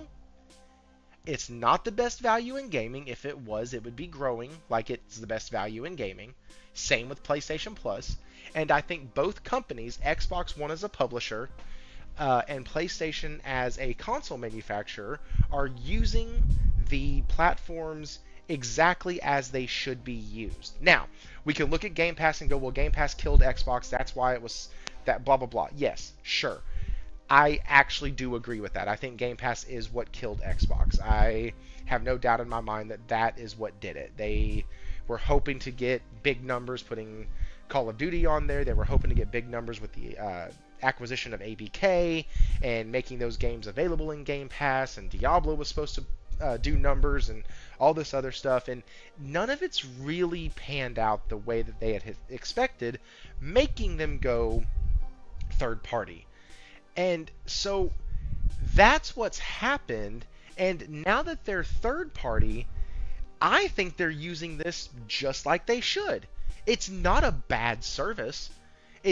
I mean, Expedition 33 is on there. We just spent an hour and 10 minutes or so talking about how awesome that game is. Like, that's great. That's fantastic. Y'all have a great game inside Game Pass. PlayStation Plus does not put games day and date. Why? Because, well, they don't put their first-party titles day and date. Why? Because they want to use it as a way to give a game a second lease on life, not necessarily make it its first pop. And that makes sense when you want to use your games to sell your console. Like, that's what I'm trying to say. It makes sense when that's your goal, is to sell a console. So I think both companies are using their sub-services in the correct manner now that Xbox is viewed as a publisher. Like, if they were still saying, no, we're still wanting to be leaders in the console world, we're still doing console exclusives, we're still doing all this other stuff, then I'd go, well, hey, you really need to stop putting your games in Game Pass because it's literally killing you. But if you're going to put your games on Switch and PS5 and Steam, and then you're like, or you can get our game via Game Pass, then fuck it, more power to you. Great job. Wonderful, because the other consoles and the other platforms are now subsidizing your subscription service with actual money and actual game sales.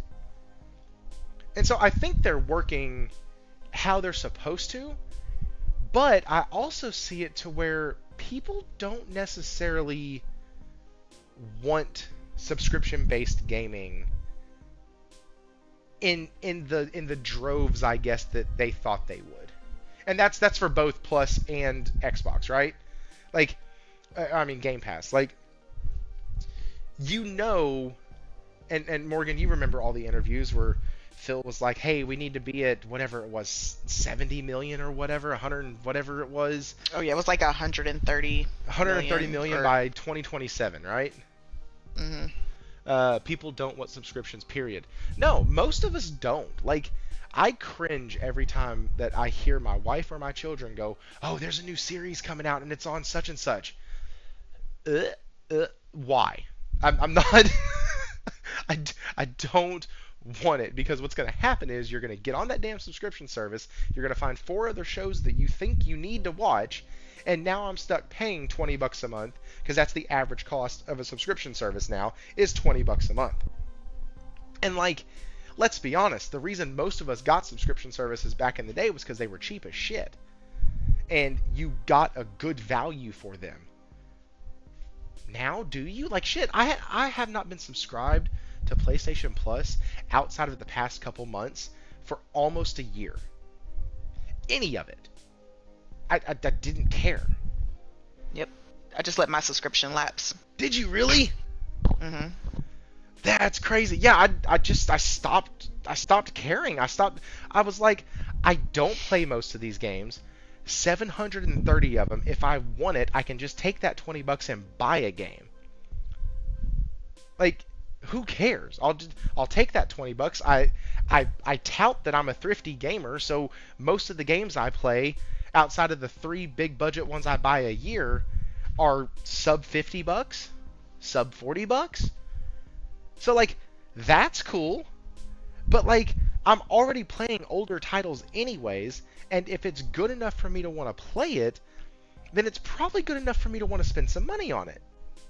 And if I'm shaky on it, I'll just go buy a used copy at GameStop, take it back within 20 or 36 hours, and say I didn't like it, and get my money back. Like, it's so sub-services don't appeal to me.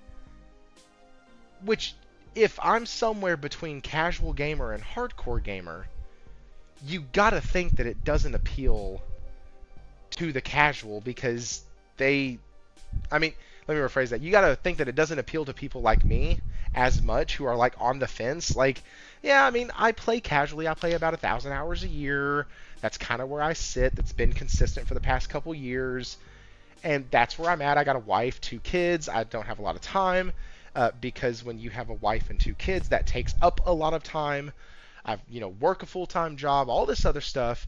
And so because of that, I just don't have a ton of time to devote to gaming, to be that hardcore gamer, which is no big deal. But that also means a gaming subservice that gives me 700 plus games to choose from is probably a waste of money for me. And I think there's a lot of people who are starting to realize that, not just about gaming subservices, but about all subservices. Do I really need Netflix for this show? Or better yet, do I need Disney Plus now that their shows are going back over to Netflix? Like, do I really need that? Do I really need Paramount because now Paramount shows are also going back over to Netflix and blah blah. You know what I mean? Like there's so many times now that people, especially with the world we live in and the economy we live in, that people are looking and going, do I really need that? Is that something I actually use? And then once you start looking at it, probably not. Probably not. But Morgan, I've talked for like 15 minutes now. What do you think on Xbox, Game Pass, and PlayStation Plus, the numbers just kind of being stagnant? Yeah, it's interesting because Microsoft just released their quarterlies for Xbox Q3, and Xbox ended up being the top publisher for both Xbox and PlayStation, and they've seen like 45% growth in PC Game Pass, and their cloud gaming was like, it reached a new record or something like that, like 150 million hours played. And honestly, all these numbers, when you actually look at them and kind of like analyze them, what it's telling me is that most of the support for Xbox is coming outside of the Xbox console, right? Most of the support for Xbox is PC and PlayStation now. I mean, PlayStation has put more, PlayStation gamers are fueling Xbox like by vast numbers more than Xbox. I mean, they what was it last year for COD? They said like 80% of the people who bought COD was on PlayStation.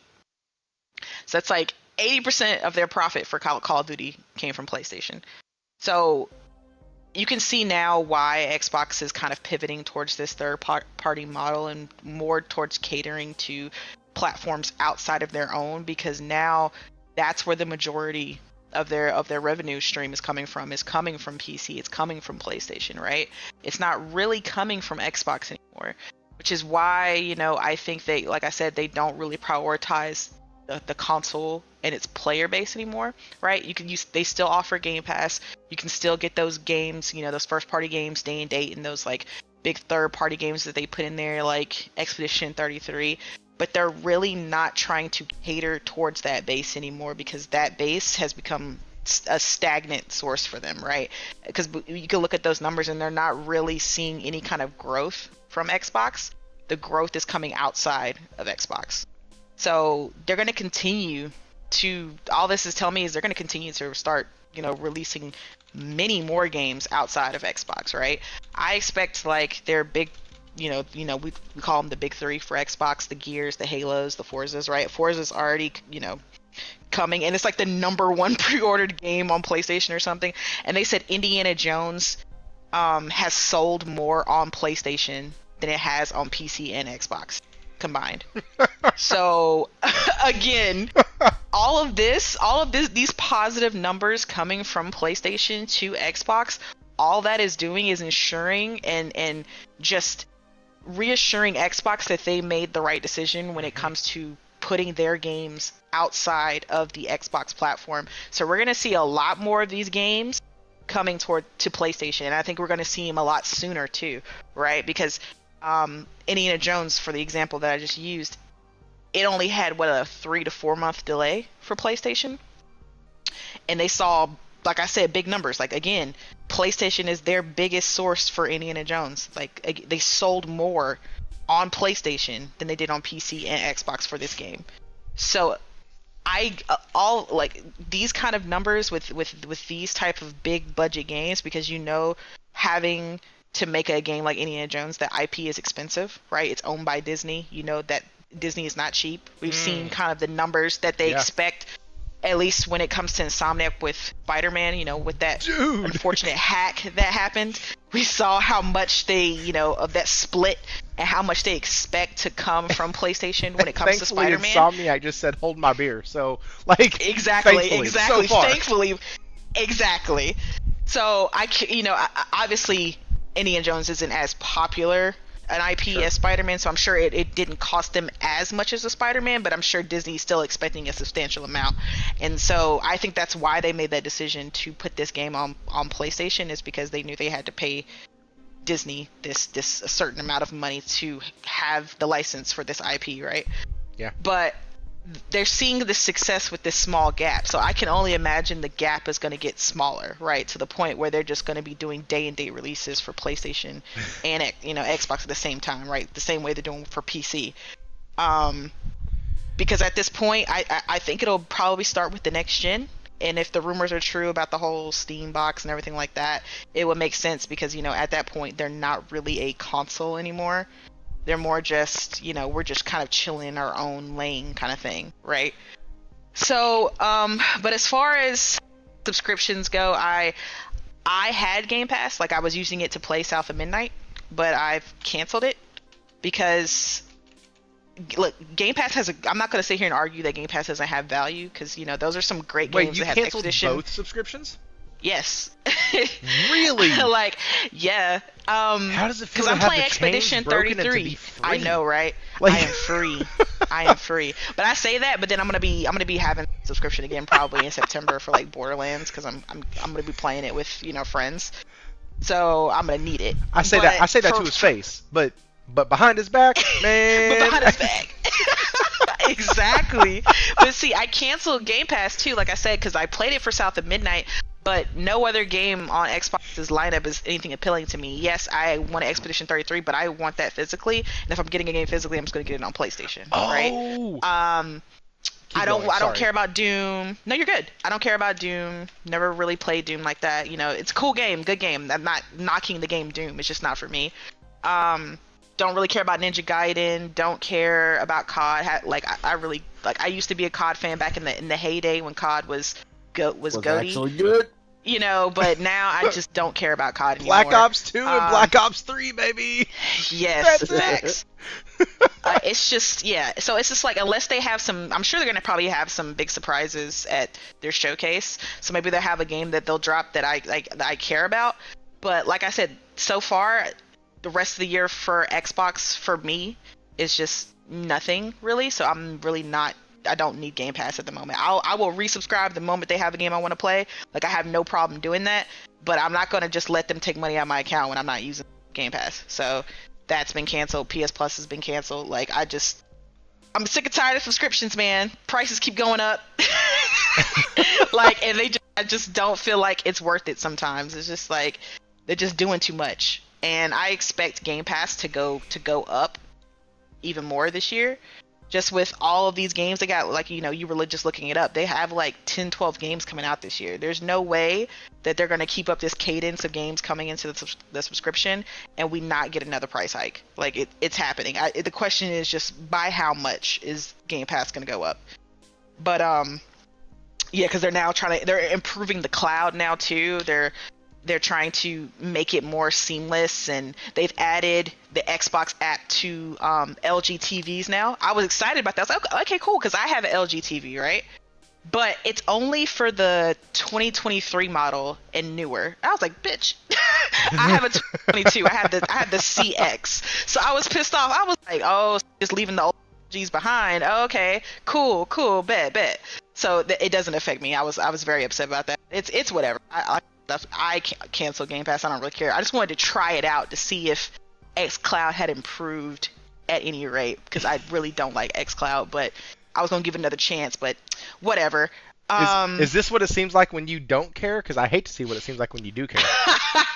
You know, for science, you know, I like to check it out, because they said they have improved xCloud and they've been doing a lot to get it more stable. So I was curious to see how it is, because I have GeForce now and I prefer that like astronomically over xCloud. So I just wanted to see, like, maybe, you know, let me see if I can just use xCloud and I can cancel GeForce Now, because that's another subscription I have.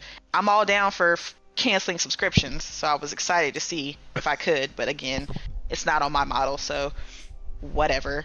But yeah, like I said, at the end of the day, this points to the fact that, yeah, the subscription model for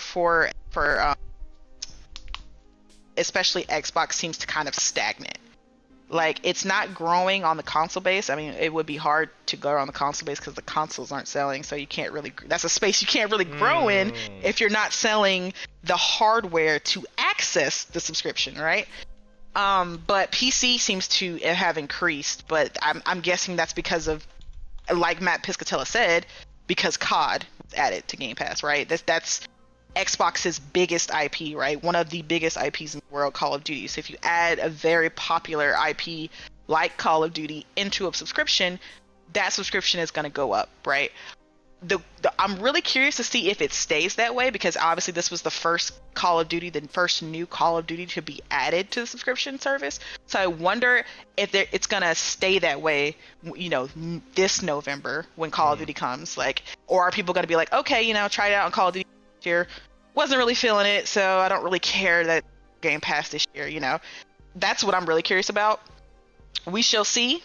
But again, I think people are just kind of at that age where it's not just gaming subscription services, right? It's like what Chad said, people are just kind of tired of subscription, because now at this point subscriptions are costing more than, you know, the base of what they were created to avoid in the first place, right? The point of subscriptions was a cheap way to access whether it was TV, movie, or gaming, right? And now they become more expensive than like cable or buying games, right? It's becoming to the point where it's getting more expensive to have all these subscription services. Every other month I'm seeing like a tweet from Netflix or HBO or Hulu or Peacock about how they're about to raise the price. And I'm like, bro, if you raise the price one more time, I'm out, bro. That's why I canceled Disney Plus, because they say, oh yeah, we're raising the price again. I'm like, bro, you don't have anything on there that I want to watch. I'm canceling you, bro. I'm tired. Like, it's pissing me off. So I think we're just kind of getting to that age where subscriptions are just kind of having, it puts it, when somebody says the word subscription, it just kind of puts a bad taste in your mouth, and people are just like, oh my god, I don't want another subscription, bro. I'm tired of them. They drain my bank account. I'm sick of them. I'm good. I don't want anything to do with them anymore. And I think that's kind of what's happening with Game Pass. Yeah, and so Enate, I got to talk for a while. Morgan got to talk for a while. What's your thoughts on Game Pass, or do you have any additional thoughts on Game Pass or PS Plus? Yeah, I mean, y'all pretty much said it. I mean, obviously, you know, it gets annoying having to deal with the constant price increases and things like that. Hold on a second. Do I sound clear? Yeah, you're good. You're good. Okay, I was making sure. It was throwing me off because my mic on my headset was going off. Okay, but yeah, I mean, there's a lot of complexities going on. Like you said, a lot of people are tired of subscriptions in general. Priscilla actually asked me the other night. She was like, "Go ahead, you could cancel Netflix. I don't watch it." I was like, "Okay, I draw the line right there." Because one thing I will give Netflix, and don't get me wrong, Netflix is pressing me too, because they are literally the most expensive. They just have so much to offer that it's hard for me to cut them off. But literally I have like no other ones, like no other subs, like as far, obviously Amazon Prime, but that's not for the stupid TV. That's for that's for shipping. Yeah, so that's different. But yeah, I mean, Plus, obviously I like some of the offerings on Plus. I also play online and so on and so forth. So, that in particular works for me. I get Game Pass on sale exclusively. I never pay full price for it. That is how Priscilla is doing it now. So for me, I guess the thing that I would say is I think they'll become more, people will become more savvy about it, using it the way Priscilla's using it, right? She was excited for a couple games. Game Pass is in his bag right now. They hit a little stride. So, I copped, a couple months. I showed her the sales, and we got a few months, and Priscilla's good to go until like October, or whatever for her sub. And by then she will have played, the new Doom. She will have played, uh, you know, Oblivion, which she's a big. This is her first go at that, but she's a big Bethesda fan, so getting that update was really big. And Expedition 33, but like once that well runs dry, Priscilla got no problem cutting off a subscription. So like that's how I think a lot of people will use that, especially because Game Pass is literally made to be used that way, which is why their numbers really never raise, because they've got the people who have, they're like, oh, I'm good till 2027, or whatever. They got those people, but then you've got people like Priscilla who use it here and there. And same for me. Like when there's nothing, I'll cut it off. You know what I mean? I'm like, oh, whatever. All right, I don't need it. But I know I keep up with that stuff. So I think that's really where the trouble is with the subs. Then, like you said, the problem is it's not people's only sub. So now you're fighting against people's, their Hulus and their Disney Pluses and all that other stuff. Like I said, I don't have any of that stuff, but I know Morgan did have some of that stuff. I have way too many. Listen, I have way too many subscriptions. Okay, I have Hulu, I have Netflix, I have HBO, I have Peacock, I have Amazon, I have Apple TV. Listen, I have a problem. Okay, and I'm not afraid to admit that, and that's okay. Which is why I draw the line. Both. I was like, wait you did what? That's why I draw the line. I'm like, listen, okay, I have way too many subscriptions. Somebody's got to go. And they're the ones who got the axe, okay? Yeah, and that, like I said, that's understandable. But to answer Priscilla's question earlier, she said, why not let, Xbox's subscription on PlayStation? Because she was asking, why do they let the games and not the subscription? And you said it earlier. Xbox is not selling the hardware for the access, to the subscription. And PlayStation is not going to give them their hard-earned users. But if you want to give me your games like a third-party publisher, like no different than EA or Ubisoft or any of the other people, by all means, pass it on up. And if my users are interested, we'll purchase a la carte your games that we want, and you can do the work, and I'll take the money. Yeah, the majority of PlayStation and Xbox's revenue comes from subscription services. So allowing a competitor subscription service like Game Pass onto PlayStation would potentially take a lot of users. Like maybe they would sit there and be like, okay, I have PlayStation Plus and I have Game Pass available on my PlayStation. I'm going to choose Game Pass and I'm going to unsubscribe from PlayStation Plus. That's the last choice that PlayStation wants to give its players. Like you're in our ecosystem, we want you in our subscription service. A competing subscription service is going to potentially steal customers away from PlayStation's service, so they're not going to allow Xbox to do that. Like even if it's like a catered version where it's like only Xbox first party games in there, that's still a subscription service that could take away from their own subscription service, like I said, which makes them the majority of their revenue when it comes to PlayStation. So they're not going to allow that. Well, exactly, and yep. I was gonna say, if I'm not mistaken, and Josh pointed out in the chat that 75% of PlayStation's revenue is the 30% cut Sony gets from the store, which that's cool, but also we can look at and guys, correct me if I'm wrong, but when Horizon Forbidden West got into the sub-service, it was like a few months after that some of the developers at Guerrilla, didn't they say like that hurt the legs of the game? Like they felt like it was too soon. But that was Guerrilla, wasn't it? That I'm not making that up, right? No, you're right. Yeah. You're right. Okay, yeah. They even said like, hey, that cut the legs out from under the game, because that's not typically how they want to use it within their models. But like, and I'm not but. So when you do that, you don't see them doing it again. Do you? There's not a game that has come out that I can think of since Horizon Forbidden West that has been like, oh, hey, guess what? 11 months later, it's in the subservice. as a PlayStation exclusive. I don't think there has been, but I could be wrong. Yeah, I mean But like, they're gonna test the waters on certain things and see how certain things pan out. That's just how these major companies do it. yeah, 12 months but later, and it saw cannibalization. Yeah, that's yeah, Yeah, they was like, and okay, let's Yeah. have enough of that. that's I was gonna say, enough and of that to your shit. point, Priscilla, people say that all the time. People say every YouTube channel that talks about Forza Horizon on PS5 right now had in the first 2 minutes says it feels weird playing Forza Horizon 5 on a PlayStation. Like everybody says that, but it doesn't matter to either one of the companies Not a damn because bit. yeah, Satya Nadella is about give me my bread from wherever it comes from because that's how he gets down. And PlayStation says we're about getting these games and I'll take my 30% cut and call it a day. And I get your games and my games and everyone else's games because my hardware platform is on its way to soaring past 100 million, especially when with the assistance of GTA 6.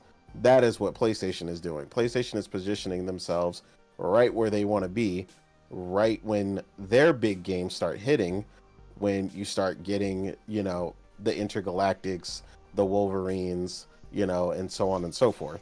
So that's the game they're playing, and PlayStation's on the right path. And the other thing to what Josh said in the chat, that's another reason they're playing it.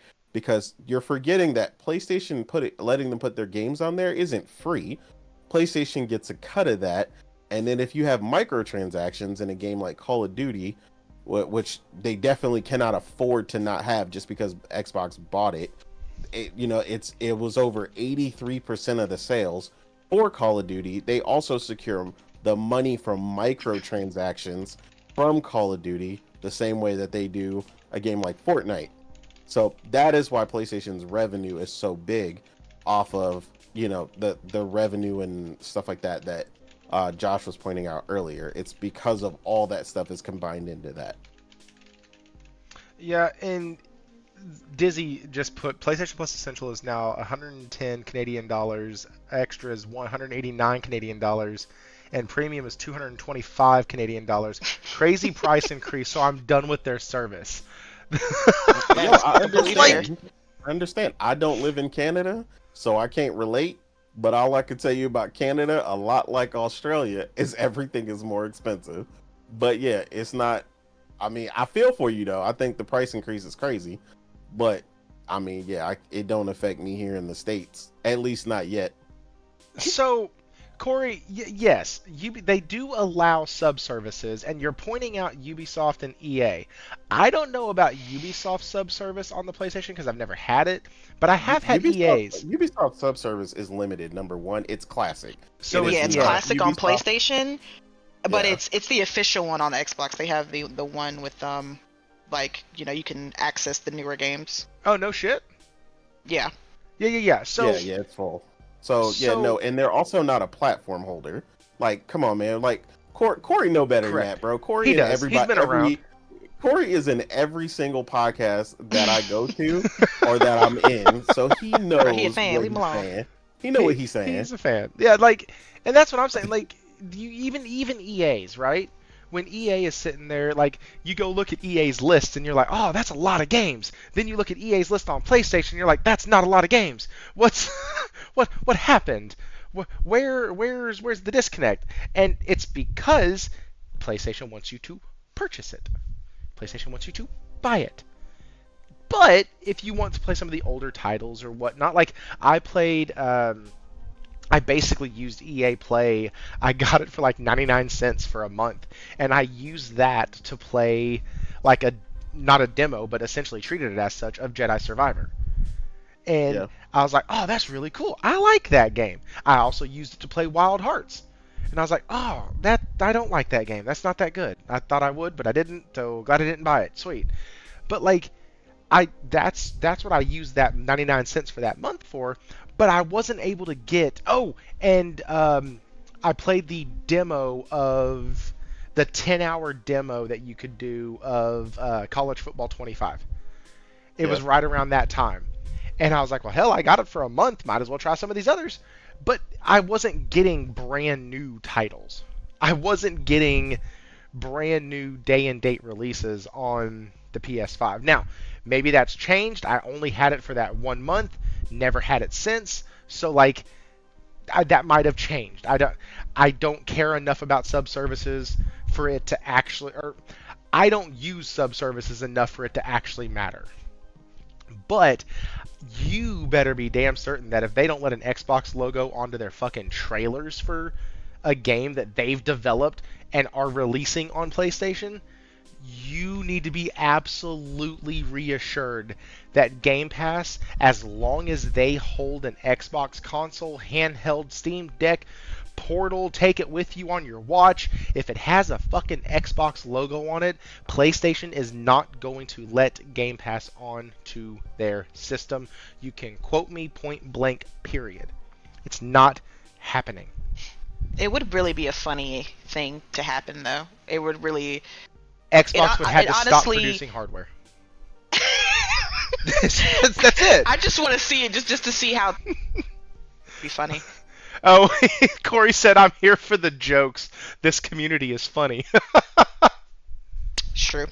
Hey, listen, if you want to be entertained, if you want to have a good time, if you want to talk about video games, if you want to blow off some steam, this is where you come. This is where we go to have fun. This is where we go to just talk about video games. Like, the next topic. I'm sure y'all been gaming for a long time. I am so 100% certain that there is a franchise, and I sent y'all this early in the morning this morning because I wanted y'all to be thinking about it. There is a franchise somewhere that you used to be 100% all about, and now you see it, and maybe it's something that's still going, and you're like, you know what, I really hope that's good. Or maybe it was a developer. I've noticed that myself with developers more than I have with, like, the franchise, right? So, a good example, Ubisoft. I love Ubisoft. When I used to see their games come out, I would be like, yep, it has the swirl, I'm in. Like, you'd flip it over on the back, you'd see the swirl at the bottom, and go, you know what, that's a Ubisoft title. I'm there all day long. Twice on Sunday. We got a new Assassin's Creed coming out. Where is it set? Doesn't fucking matter. I'm going to play it. It sounds great. Can't wait. And now it's like, when they release one, I'm like, oh, is it going to be shit? I'm going to wait. I got to wait. I'm going to wait to see, because I don't trust them. I don't trust them at all. And it was brought up to me. It was presented by Henry Heck. If y'all don't know who that is, he's a friend of the channel. He has his own YouTube channel. It's Just Henry is on YouTube. He's in our Discord. He does a show with Will every Saturday night. Like, he's constantly in gaming, and he had made the point when I was talking about Expedition 33 and Square Enix and Final Fantasy. He was like, maybe people are outgrowing Square Enix. Maybe, and it got me thinking about, like, other franchises that maybe as gamers we've just outgrown, or other types of mechanics or other types of gameplay elements that we've just like, you know what, that was cool, that's not my jam anymore. So, like, for me, Ubisoft, but another one, Diablo. Right? Like, I'm just kind of done. If Diablo 5 comes out, I don't even think I'm there. Like, Diablo 4 was cool. I liked it better than 3. But at the end of the day, I'd rather spend my time in PoE 2. Like, there's another game that's doing it better, right? And so, like, Ubisoft with Assassin's Creed, I would rather just wait until Ghost of Yotei. Like, I don't want Assassin's Creed anymore. That's not a franchise that, no matter how many times people say, oh, it's awesome, it's much better, it feels so good. Yeah, but I don't know. I need a couple in their chamber before I go, yeah, I'm going to go ahead and bite the bullet on that. So, what are some... We'll start with Morgan. Or actually, we'll start with Enate. I would say Morgan's probably not ready. Yeah. What's a franchise, developer, whatnot, that you've just kind of... You just kind of grew out of? I'm gonna be honest. it's like 90% of the stuff Nintendo makes. Dude, Bro, that's what I was gonna say. dude, that is real.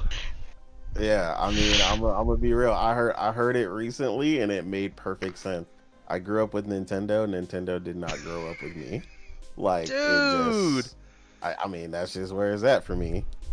Um, like they do still make great games, and like this is the difference for me, right? I always tell people I can recognize a game is great, and it's just not for me. I have zero interest in the new Donkey Kong. That franchise hasn't done it for me. I fondly remember, you know, Donkey Kong on my N64 and loving it, right? Yeah. I fondly remember Mario 64 because that's the last time I loved a Mario game. Um, like it just the majority of what they make doesn't do it for me, including Metroid. Like I'm not a Metroid fan. I'm not a Kid Icarus fan. I'm not like so I said about 90% of what they make is just not for me. You know, internally, pretty much the only thing that actually comes directly from them that I really mess with now is Fire Emblem, and obviously they bought Monolith, so Xenoblade technically. But as far as like their internal stuff, like that's the biggest developer I started with younger that I just don't vibe with. Oh, and obviously Pokemon, but that's hit or miss for me in the later years. Like they couldn't It miss sucks. early on. Yeah. No, Oh, fuck it. I've played is Arceus. that you? It sucks. Yeah, maybe okay. Corey said he said it, so it was probably from. It might have been from Corey. I think he said it. He might have said it in Brat, but I know I seen it somewhere. I think he said it when I was on Brat, and I was like, yeah, that's a perfect saying. Yeah. But yeah, it's just the truth, right? Like, and again, people got to accept. Like, I get people love their games, and there's nothing wrong with that. I'm not foaming at the mouth and like ready to like pre-order everything that Nintendo puts out. I get some people are still like that, but it's a prime example. Like back in the day, I loved it. You know what I'm saying? I played Mario, Super Mario World, Mario World 3, you know, Duck Hunt, you know, all the stuff they used to put out. And even on Super NES, right? Yoshi's Island. Yeah, Yoshi's Island. I played countless hours of Mario Kart on Super Nintendo. Literal countless hours in like battle mode, just shooting each other with turtle Dr. shells. Wario, Candy Crush before Candy Crush was cool. Right?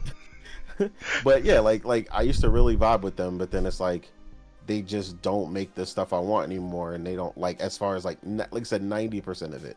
The stuff that's left, yeah, I love it, right? Like that I really like. But some of the other stuff that they've made over the years, they've abandoned that I like. Like we were talking about, you know, JRPGs earlier. They made one of my favorites of all time with the Golden Sun series. I wish they would bring it back in earnest and stop trying to sell it to me in their super additional, you know, online pack that they keep wanting people to play old games on instead of just selling it to me.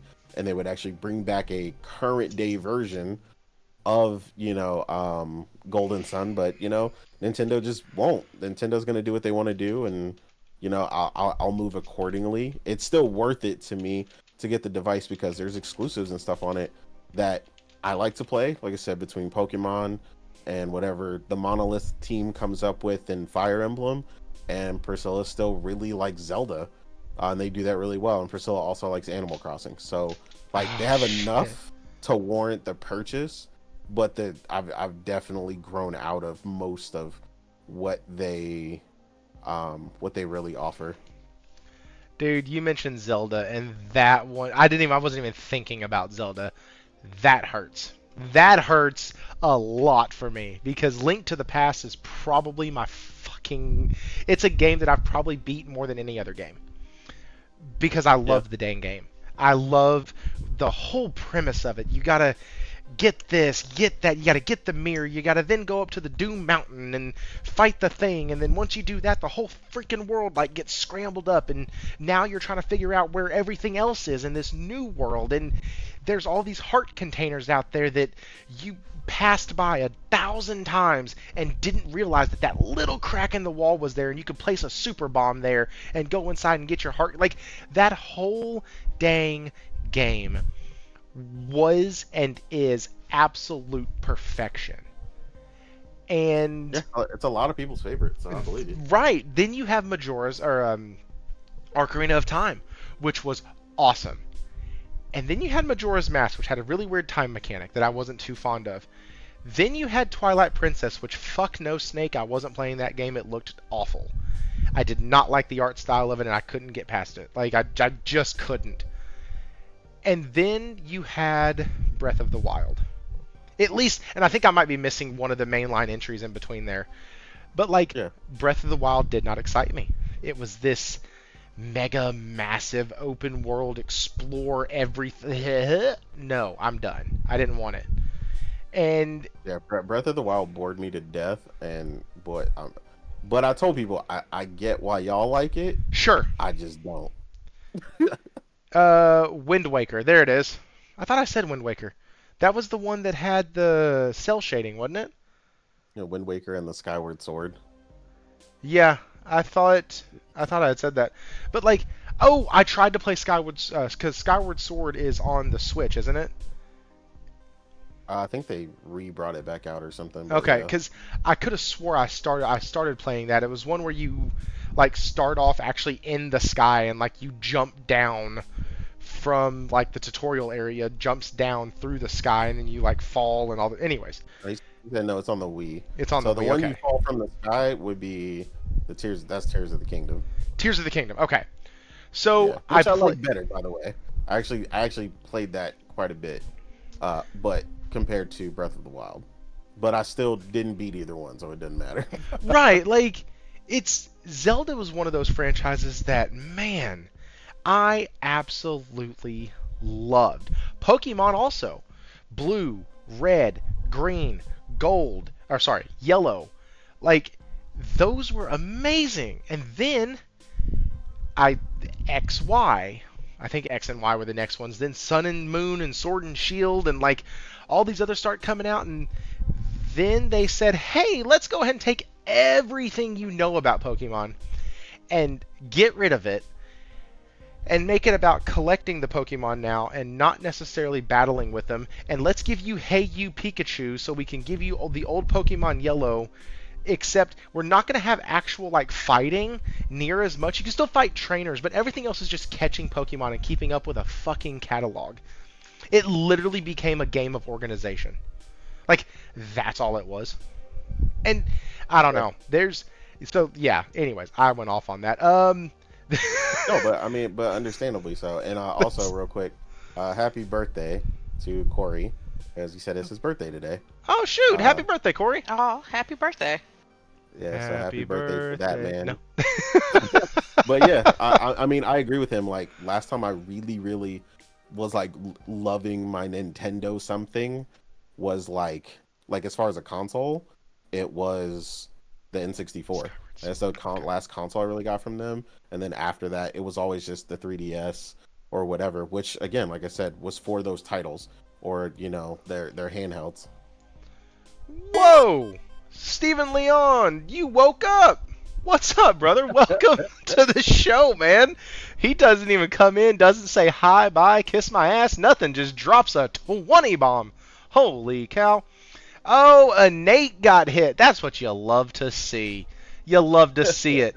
I don't know if that's Enate's regular account or his alt account or his other alt account. This account I'm on can't get it, so Okay. I have to come in on the other. It's a YouTube thing. It's a YouTube thing. Trust me. Oh, been awake. I was just kidding, Steven, man. Good having you. Oh, Ice Queen Gaming got one. Dark Prince, Andre, Clay, Nassim Waja, Cosmic Hero 250, 8K Dual Sensible, Cosmic Hero 270. That's Toolman 55, Rays, Play Beyond, True Serum, Aaron Wash, James Williams, J Gamer UK, Nate, Freddy 214, Fresh 2180, Ant and Wizard Man. If you heard your name called and you're out there listening right now, come on in. Come on in and say thank you to Steven for dropping that 20 bomb. So Morgan, Nate and I just went off on Nintendo for quite a while. Is there a franchise not Nintendo? Or not even a franchise. Wow, Is there a developer or Is there some series that you're like, it's just not for me anymore? I heard folks say that about Ratchet and Clank when we only got one game on the PS4. The new game on the PS4 came out, and we're like, man, this just isn't for me, and they didn't play it. Interesting. It's funny enough. I feel like Ratchet and Clank has grown with me. I loved Ratchet and Clank Rift Apart and the PS4 Ratchet and Clank. So I think that's one of those OG platformers that actually was able to grew, update itself. exactly, update and get with the times. Essentially when it comes to Hey, listen, Jackson Daxter. I'll say Sly this when it Cooper. comes. Yeah, I'll say this when it comes to things like that. That's a thing I really appreciate about PlayStation developers. They know when to let a franchise go. It's okay, to move on from Jak and Daxter or Sly Cooper or Infamous. Stop go it. to. Stop it. Listen, I was if they had okay never until stopped you said Infamous. Like, I Listen, was okay. if they had never given Infamous a break, we would never have gotten Ghost of Tsushima, So I'm always happy, like, even if they stopped, even if this was the last Ghost, I'd be excited to see, what new IP Sucker Punch could give us, right? That's true. I feel like out of all of the know. big studios, they're the one that's not, like, necessarily locked into anything after Yotai. You know what I mean? Yeah. Go ahead. So it's Sorry. just, no, you're good.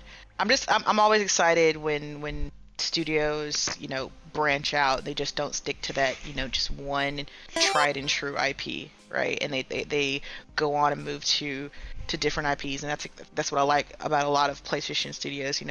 They've grown up with this. We started off with the Sly Coopers and the Jak and Dexters and the Spyros and Crash Bandicoots, right? But then they've evolved to the Uncharted's, and then then we went to The Last of Us, then we went to the Ghost. It's just they just kind of grow. I know that's a bad way to put, like, grow up, as to say those other franchises aren't for adults, but what I mean is just that they just kind of evolve with time, and I appreciate that. Like, we aren't just, like, stagnant to one thing, and I think that's what Nintendo kind of does, and that's not a diss at Nintendo, but they have their tried and true, like you guys were talking about, their Marios, their Zeldas, their Pokemons, and they stick to those, right? Like they've been going with Mario for decades strong, right? Like Mario's not going anywhere. Like at any point will Nintendo ever put Mario on the shelf and be like, all right, we're done with this franchise? Like, no, Mario is Nintendo. Nintendo is Mario, so he will forever be a staple on Nintendo's inventory. But like I said, I appreciate that other developers, they know when to, you gotta know when to hold them and know when to fold them. All right. You know what I'm saying? And there's nothing wrong with that. But I think that, yeah, Nintendo is that developer, or that publisher, I should say, that I kind of put in the back burner. The last Nintendo console I owned was the Wii. Because it was something different, it was something new. It was like, oh man, movement, okay, cool. I really wanted it, got it. I enjoyed the hell out the Wii. Didn't want the Wii U for obvious reasons. That's the one I skipped too. Yeah, that's the one a lot of people skipped. Shit. But then the Switch came out, and I was like, oh, that's really cool. That's Nintendo's really putting the best of both worlds together. They were the king of the handhelds for the longest time, so they're kind of taking what they know from the handheld side and putting it also into a console. I think that's a very cool concept. But it's just they didn't really have any IPs that I wanted to play. That's the main thing that you have to have, at least for me, to want to buy your system. It's been that way for a while. That's why also I was like, maybe the Nintendo Switch 2 will have something, but again, the launch is looking kind of like, Like, Mario Kart's cool. Mario Kart, like I said, was the first game that I ever had. Mario Kart 64 on my Nintendo 64. That was the first game. Absolutely loved that game. I was like 6 or 7. So, Mario Kart was the greatest thing in the world to me, playing that with my siblings all day long. But now that's not something I care to play anymore. I don't really care about Mario Kart. It looks cool, it looks fun. It'd probably be a fun time with friends, but it's not anything I'd spend hours upon hours playing. And the Donkey Kong looks okay, but again, nothing, stand out to me. So yeah, Nintendo is unfortunately that developer, or I keep saying developer, but that publisher that I just don't really. Oh, developer and publisher. You got it. Yeah. Yeah. I just don't really care for it right now. So but again, that doesn't mean they don't make quality. It's just not for me.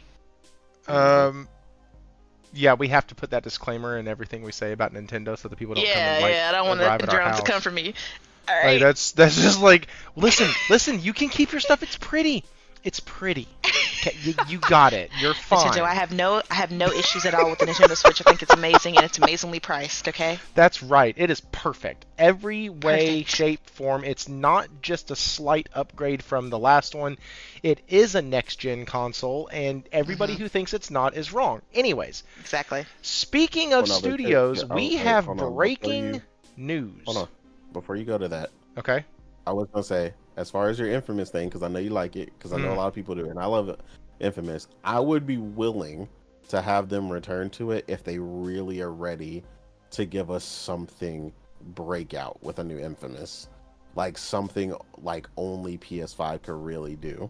Like they gotta go crazy. But you could Like do I it think with the PS5 could do it. Oh my god, with the lightning powers and No, I think the they smoke could. and the flame. Like, could you But imagine? Okay, I want like a whole new protagonist and everything. well, like, I sure, but want- like, Yeah. give me one that combines Cole and blah, the other dude. Oh crap, what the heck was his name? Anyways, give me one that combines those powers with the lightning powers and put them both together and like let somebody use both and then add a third power in. Like, you can do that. Get me flying around rooftops and skateboarding, or not skateboarding, grinding along power lines. Like, let's go. Let me have that back.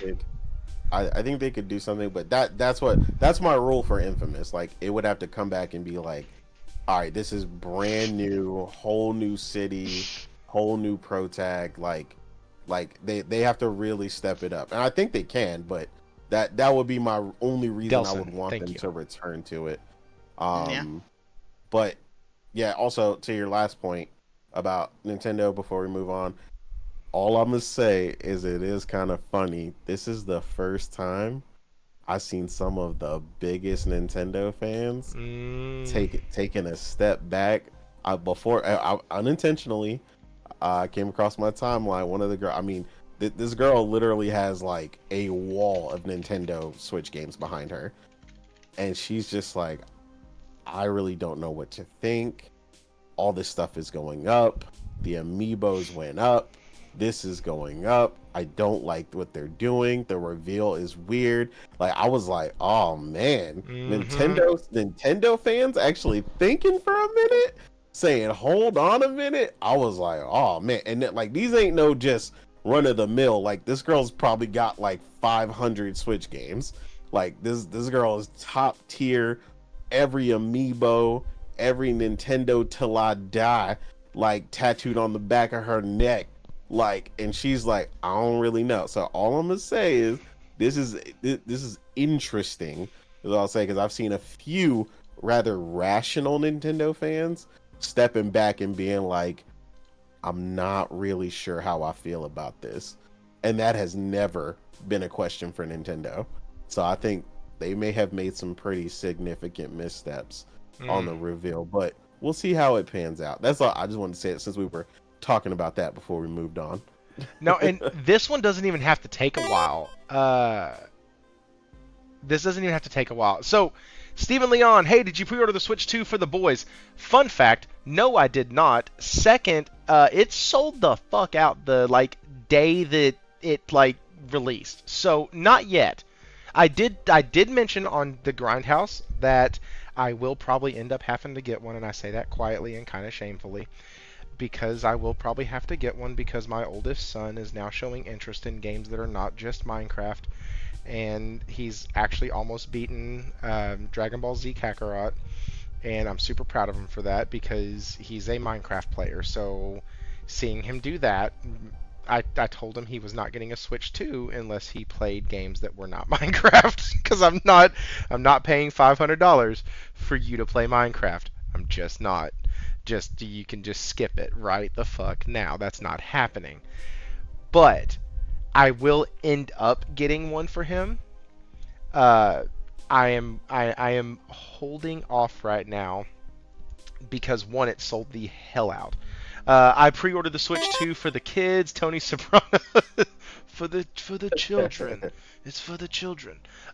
So this just came across, and we're talking about studios, and like this is a studio that I never quite got into, just because their games were confusing as heck to me. But okay, only have 2 games. Morgan, your pick looks like you got some what? Some McDonald's fit. McDonald's fit on, bro. Yo, fit on. chill. Okay. It's the red, man. No, Listen, it's the red. It's because at the other McDonald's, they changed the color, so it kind of looks like that color. Gotcha. Okay. I was like, wait, what? Okay, Bro, that makes more dead. sense. Talking about the clothes. Got it. It's like, wait a minute.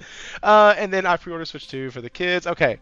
So, Playgirl Read. Wow. Okay. So, top Platinum Games designer quits studio, starts new company. This is not a drill. This is actually happening, and that's kind of nuts. So here it is. This is from VGC, and I got it from who posted it? Oh wait, VGC did, and then Genki reposted it. So, listen, that's pretty wild. Like, this is the dude.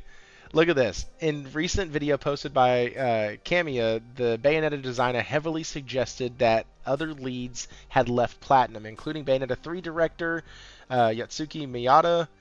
I think I said that right. Metal Gear Rising director Kenji Sato, and Anarchy Reigns and Resident Evil character designer Masaki Yamanaka. So, like, their leads are gone. Platinum Games is no longer. Like, they are in name only. They are like BioWare now. They have been, BioWare is not BioWare, and Platinum Games is no longer Platinum Games. They just lost the designer behind Nier Automata and Astral Chain.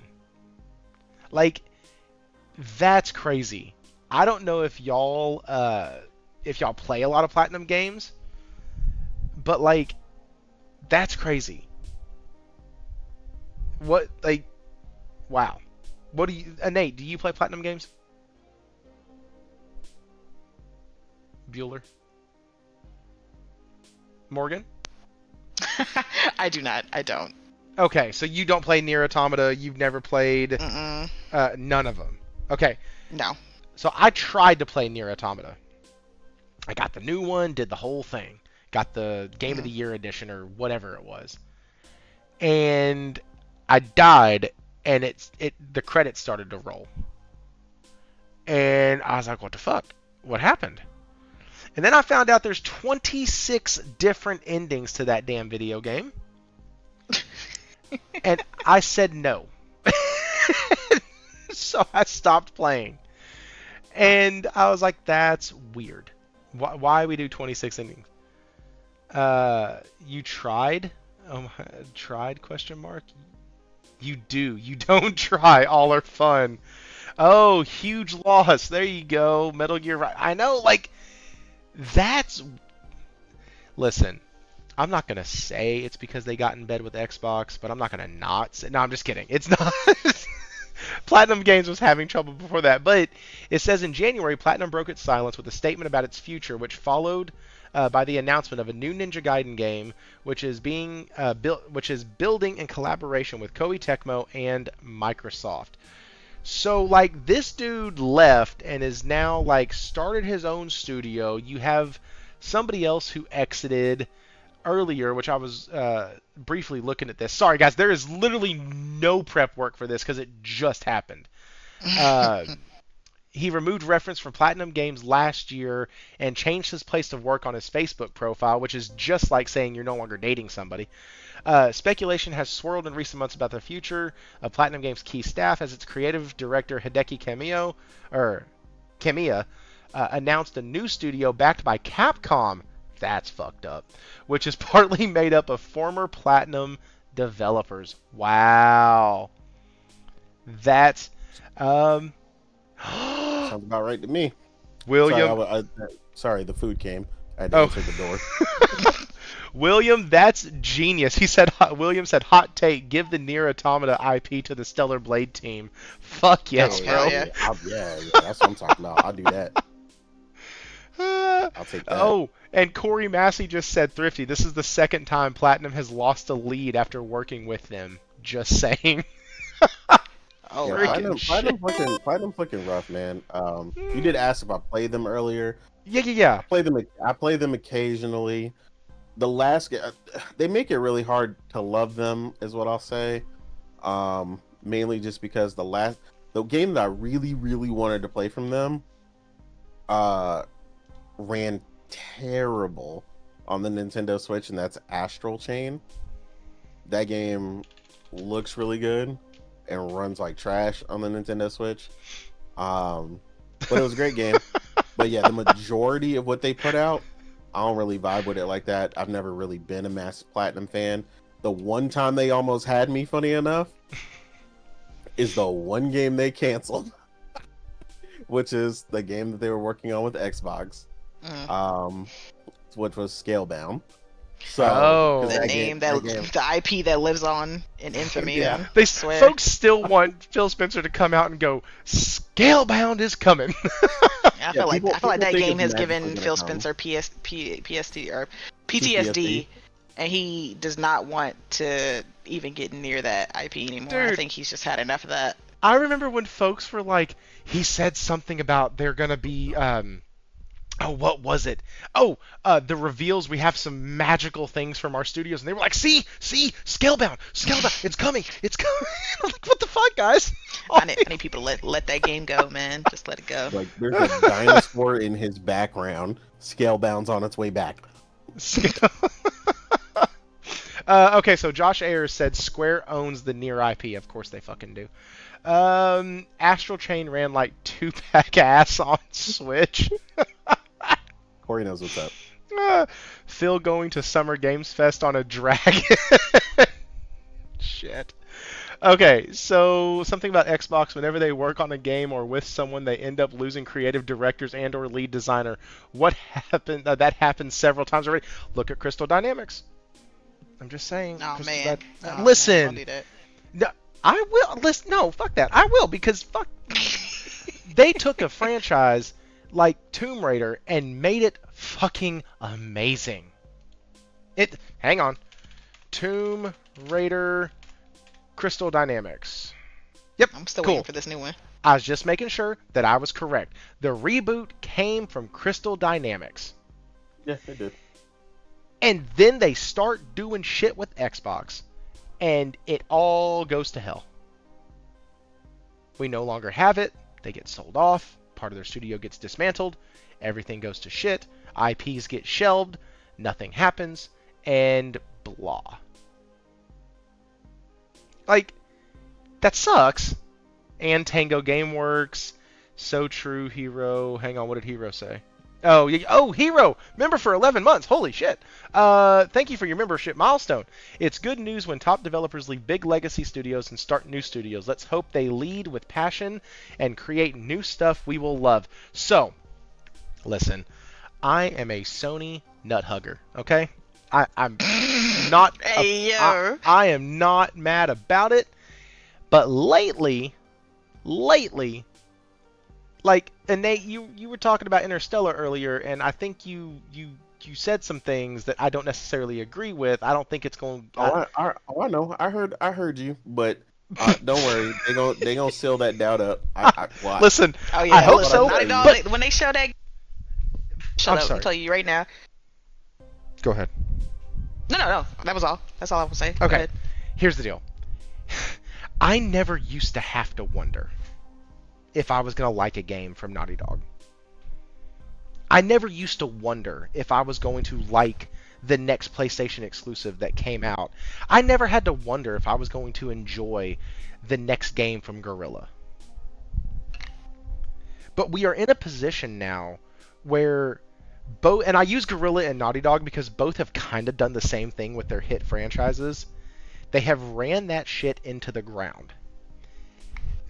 Which I'm not a huge fan of. I'm not, and funny enough, I am a Square fan, and they do the same thing. If one of their franchises is super successful, or one of their games in it is super successful, what do? They milk the absolute dog mess out of that game until we're kind of like, oh, okay, cool. That's fine. We got another one. Yay. But, like, I look at Interstellar, and I see a game that has such amazing potential. Give me a chick with a sword. Done. I love it. Fantastic.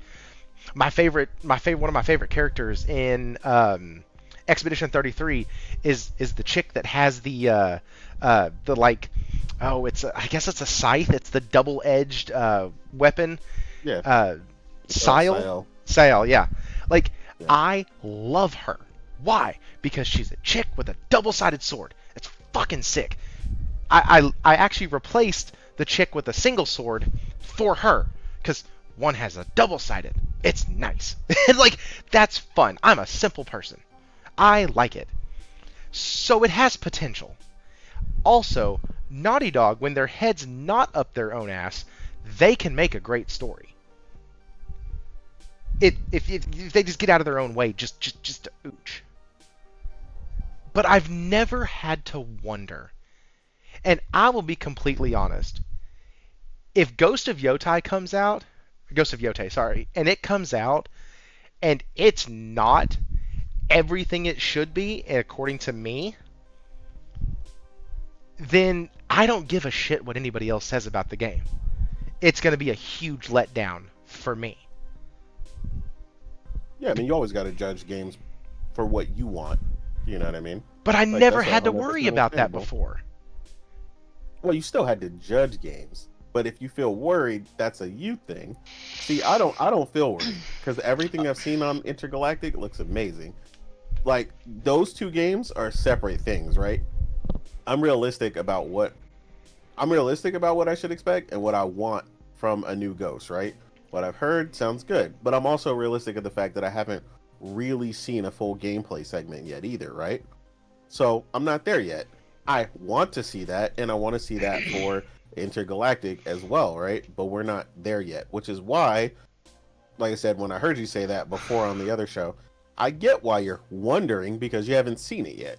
Yeah. Like, you're gonna wonder, like, you need to see it, and this is less about you Sorry. and more about what I have said for months, where it's not so much about announcements from PlayStation. It's that people are used to PlayStation announcing games and immediately showing it. The way that they did the original Horizon Zero Dawn, where they revealed this new thing in front of the E3 crowd, and then people gasped when he moved the character because it looked like it was a cutscene still, and he immediately started playing the game.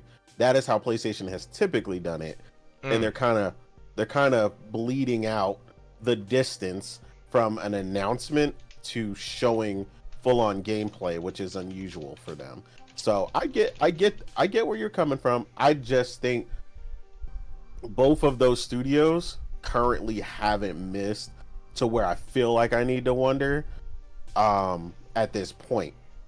Guerrilla, that's another thing. They haven't missed.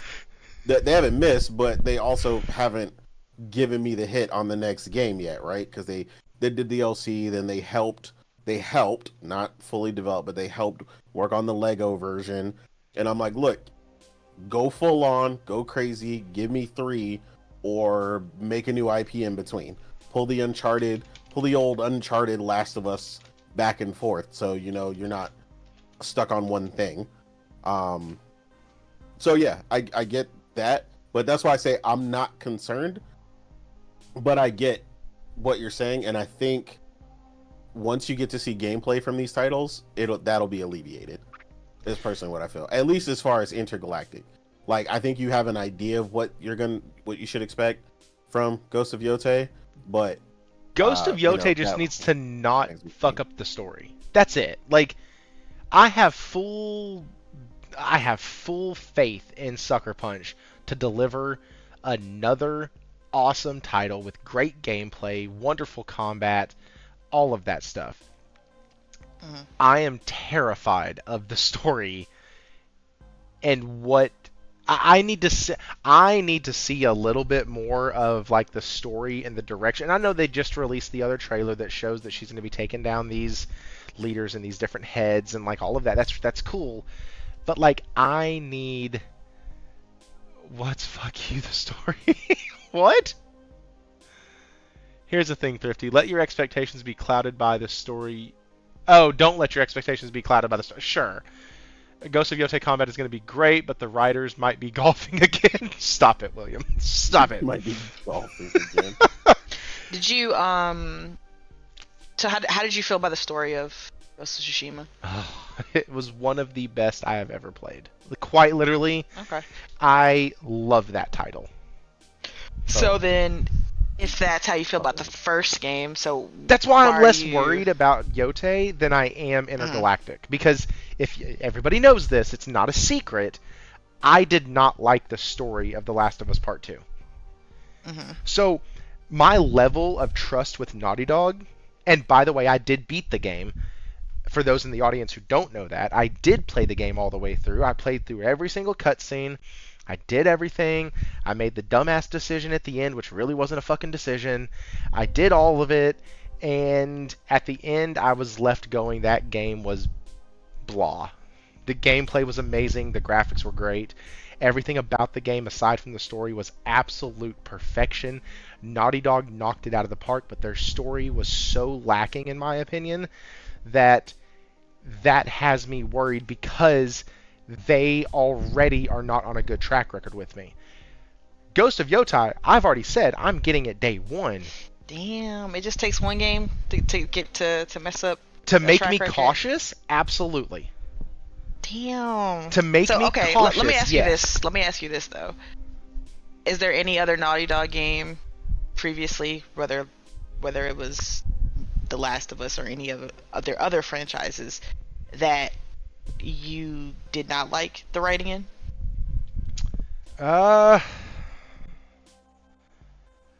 Uncharted 3, the writing was no, I can't even say that. I actually liked all the Uncharted games. No. Okay. Well, I mean, I think I get it. If a developer has that good of a track record for you, I feel like, I mean, you're in your right to be cautious, right? But I think if a developer hits it 9 times out of 10, I think it would be safe to bet that they wouldn't disappoint you with this next one. I mean, again, like, everything is subjective. Maybe you hate Intergalactic. I have no idea. I can't predict the future. But if I was a betting woman, I would bet that you would absolutely enjoy Intergalactic, just based on... I'm gonna put my money on that. Yeah, I think that, like, you know, again, the writing with The Last of Us 2, it was hit or miss with people. Either you loved it or you just didn't vibe with it. And that's fine. And I think that was I think Neil knew that was going to be the result of the writing for The Last of Us 2. I mean, that was kind of his intention, was to make people feel uncomfortable. But I don't know. Again, we don't really know much about what's going on with Intergalactic, or like, you know, we've gotten some surface level detail about it, but you know, we obviously don't know everything. But that's true. And the chat is just roasting me. So just lay it on. Man. Come on now. Y'all leave Thrifty alone. No, okay? Josh is is sitting here going, that sounds more like a Thrifty problem. Hero said he just doesn't like Neil. It's not the message, it's the messenger. It's bias. Like, jeez. Y'all leave Thrifty alone, bro. But I'm with you, right? So I didn't really love the story in 2 either, right? I mean, we talked about it. We were both busting Captain Abby's ass, right? Like, quickly. Easily. Yeah. So, oh, man. so I get it. But I still But we both agree we still loved that game though. The gameplay, the elements to Yes. it. The Yes. things that you could do in that dynamic combat, right? Never So in all a I'm mi- saying I gave the game is an that 8 out of there's a 10, and I net. hated the story. Go ahead. Yeah, but that's what I'm saying, because the rest of it was that good, right? Yes. So all I'm saying is like, just I don't think you're gonna have that same issue in this game, just based on the passion and what I've heard from the team. And this is where we get the goods for being, you know, included in the industry and staying on top of things, right?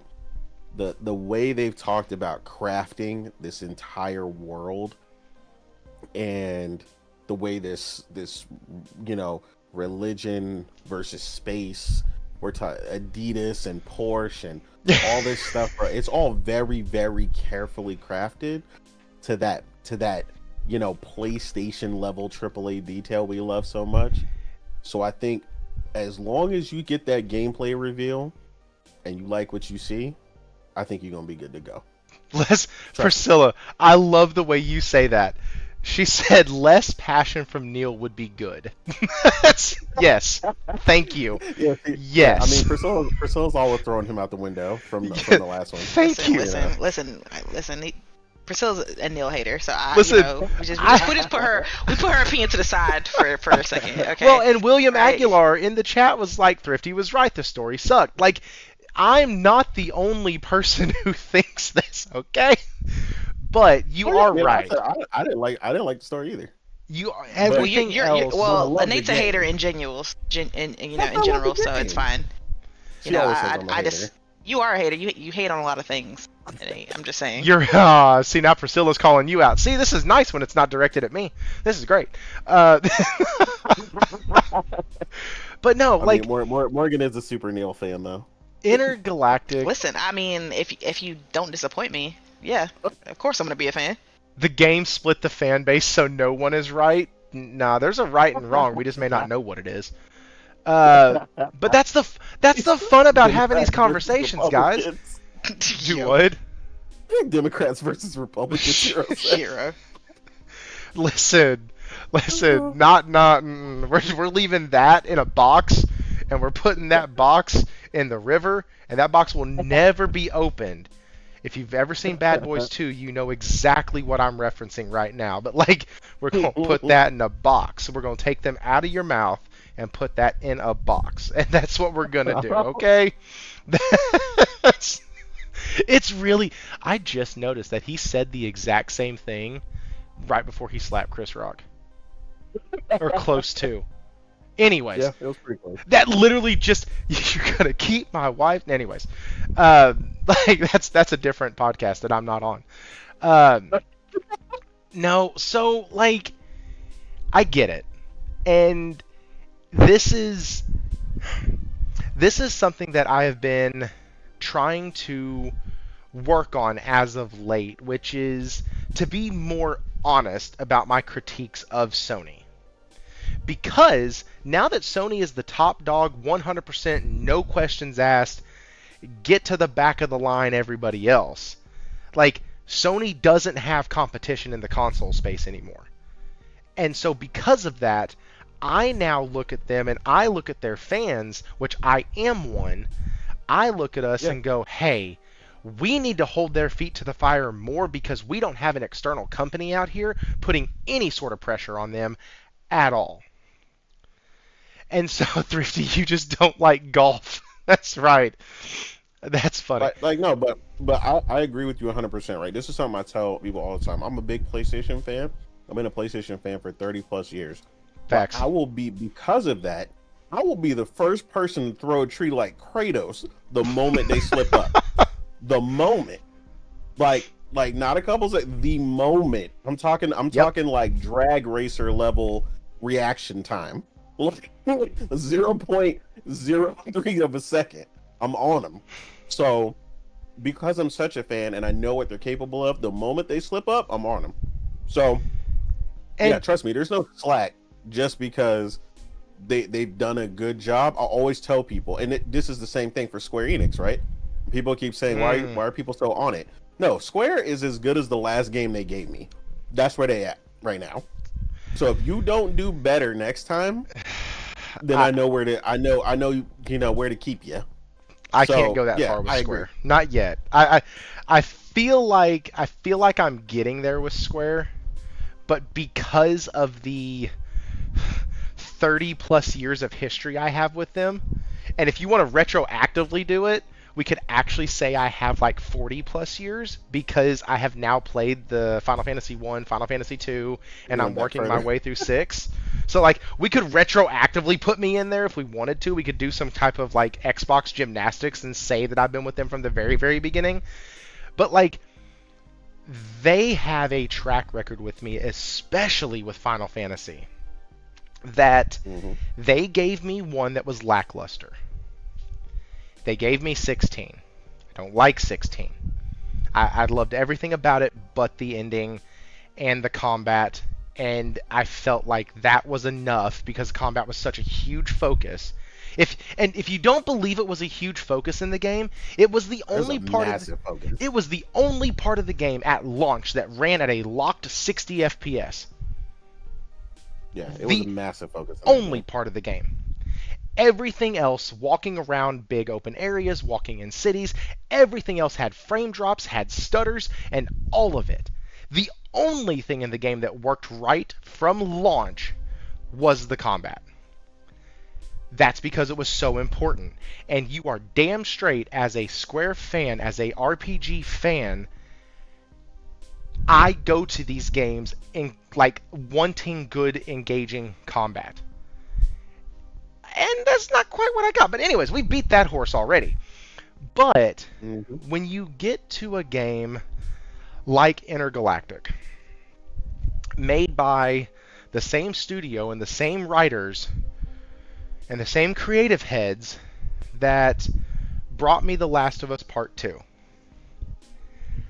Also the same creative heads who have now told me and said, hey, we're not going to be doing another Uncharted. If it gets done, it'll be given to another studio. Then they come out and say, well, we might do... Like, there's too much playing there for me. There's too much, yes, we are, no, we're not, on that topic. But then you combine the story that they did with Last of Us Part 2. You combine the fact that Neil seems more interested in doing the TV show than doing anything else. They've been re-releasing games left and right that, like, they're charging almost full price or full price for. Like, Naughty Dog as a whole has not been very good this gen. If we're just looking at them as a whole, remove them real quick from PlayStation Studios, take off the PlayStation glasses, and go, you know what? Naughty Dog has kind of sucked this year or this season, this generation. This gen. It hadn't been that good.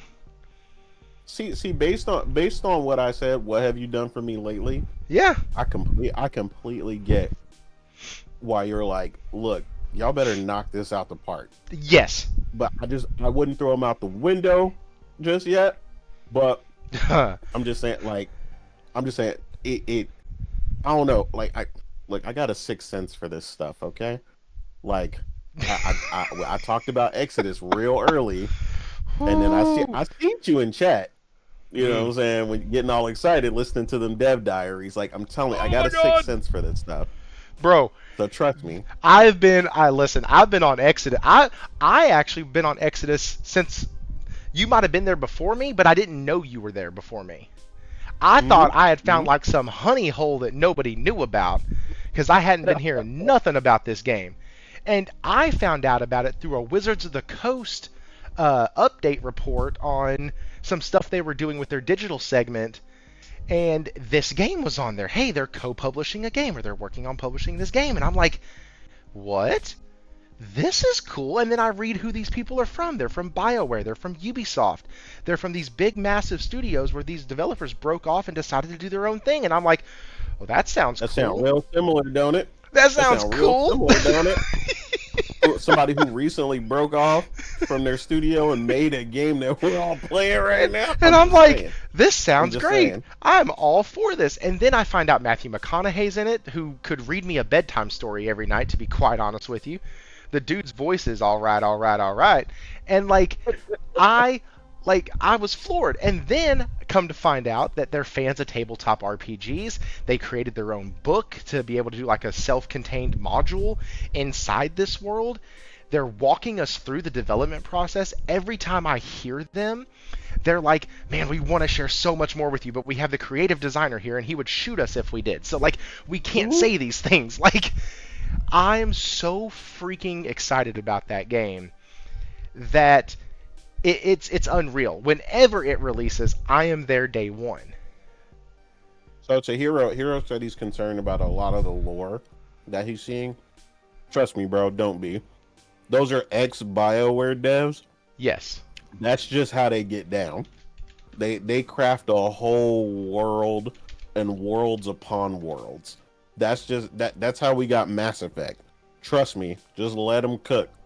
Trust me. And Corey, you're right. We did just talk about games not being for people, so you can't be mad if a game is not for you. Then why complain when a remaster is not for you?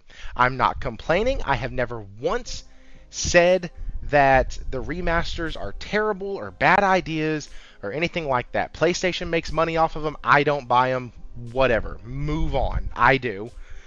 But if I'm judging a studio by what they have done compared to what they did, and all I see are remaster, remake, and canceled game, canceled project, and a project coming out in a year and a half, and I'm like, okay, so you're gonna give me one new game the entire gen? And you start off in, it's just, it gives me cause for concern. Does that mean that if they release a state of play or a gameplay trailer of it, and I look at it and go, you know what, Naughty Dog did it again, I'm there? No. It just says I'm approaching it with more caution. There's good example of this is, let's move away from PlayStation. The Witcher 4. Okay? A game that I am so excited about. No questions asked. I'm excited. I've defended the game. I've defended Ciri having a stronger jawline. No big deal. I am super excited about the game. But I guarantee you, I may not be purchasing it day one. I might be day two, but I am not purchasing it day one. You want to know why? Because the last game that Cyberpunk released day one ran like shit. Yeah. And so I want to see if this game is a game that I need to wait for them to patch again, or if this is a game that's going to come out done and playable. And I think that right, I'm not trying to be unreasonable here. I'm just saying, and these are franchises that I love. These are developers that I've been a part of for a long time. So no, I'm not just going to say I'm going to drop them, but I think that we should at least approach them with a little bit of caution. Yeah, I mean, if you were to ask me how I feel about their output this gen, yeah, they get on my last nerves. So I'm right there with you. Y'all need to get it together. I mean, enough said so on a couple of the podcasts. Yeah, get it together. Cancel, like you said, the cancel game. So on and so forth. I get it. That's Josh, I can't answer that on the fly. That's a good question. Anyway, so he said. He said, would you rather Sony shut down Naughty Dog? I mean, nah. I mean, we're not there yet. No? No? Yeah, we definitely. But at the same time, out of all their studios, is it one that I would miss? First of all, how dare you? Don't even answer. Don't even say. Yeah, I don't know. I got to think about that. That's why I said at the beginning. I got to think about that. Oh no, you got to think about that. What? You got to think about Naughty Dog being gone. I mean, the last 3 games that they have released on the PS5, I've already played. Okay. And one of them I didn't like. Are you talking about? Are the last 3 games? Do you mean the remasters? Uh-huh. So okay, so because they've released remasters, you don't want any other games from them. You're saying? No, no, no, no. I said that it's possible, and I also said that if they got rid of them right now, what would we be missing out on? We would have missed out on 3 remasters. New Naughty Dog games. What are you talking about? What? Okay. I'm just it's maybe they just need to get rid of Neil. Just get rid of Neil. Let him leave. Why does everybody have this hate boner for Neil? No, no, no. I don't Here's what you get do it. here's what you do with Neil.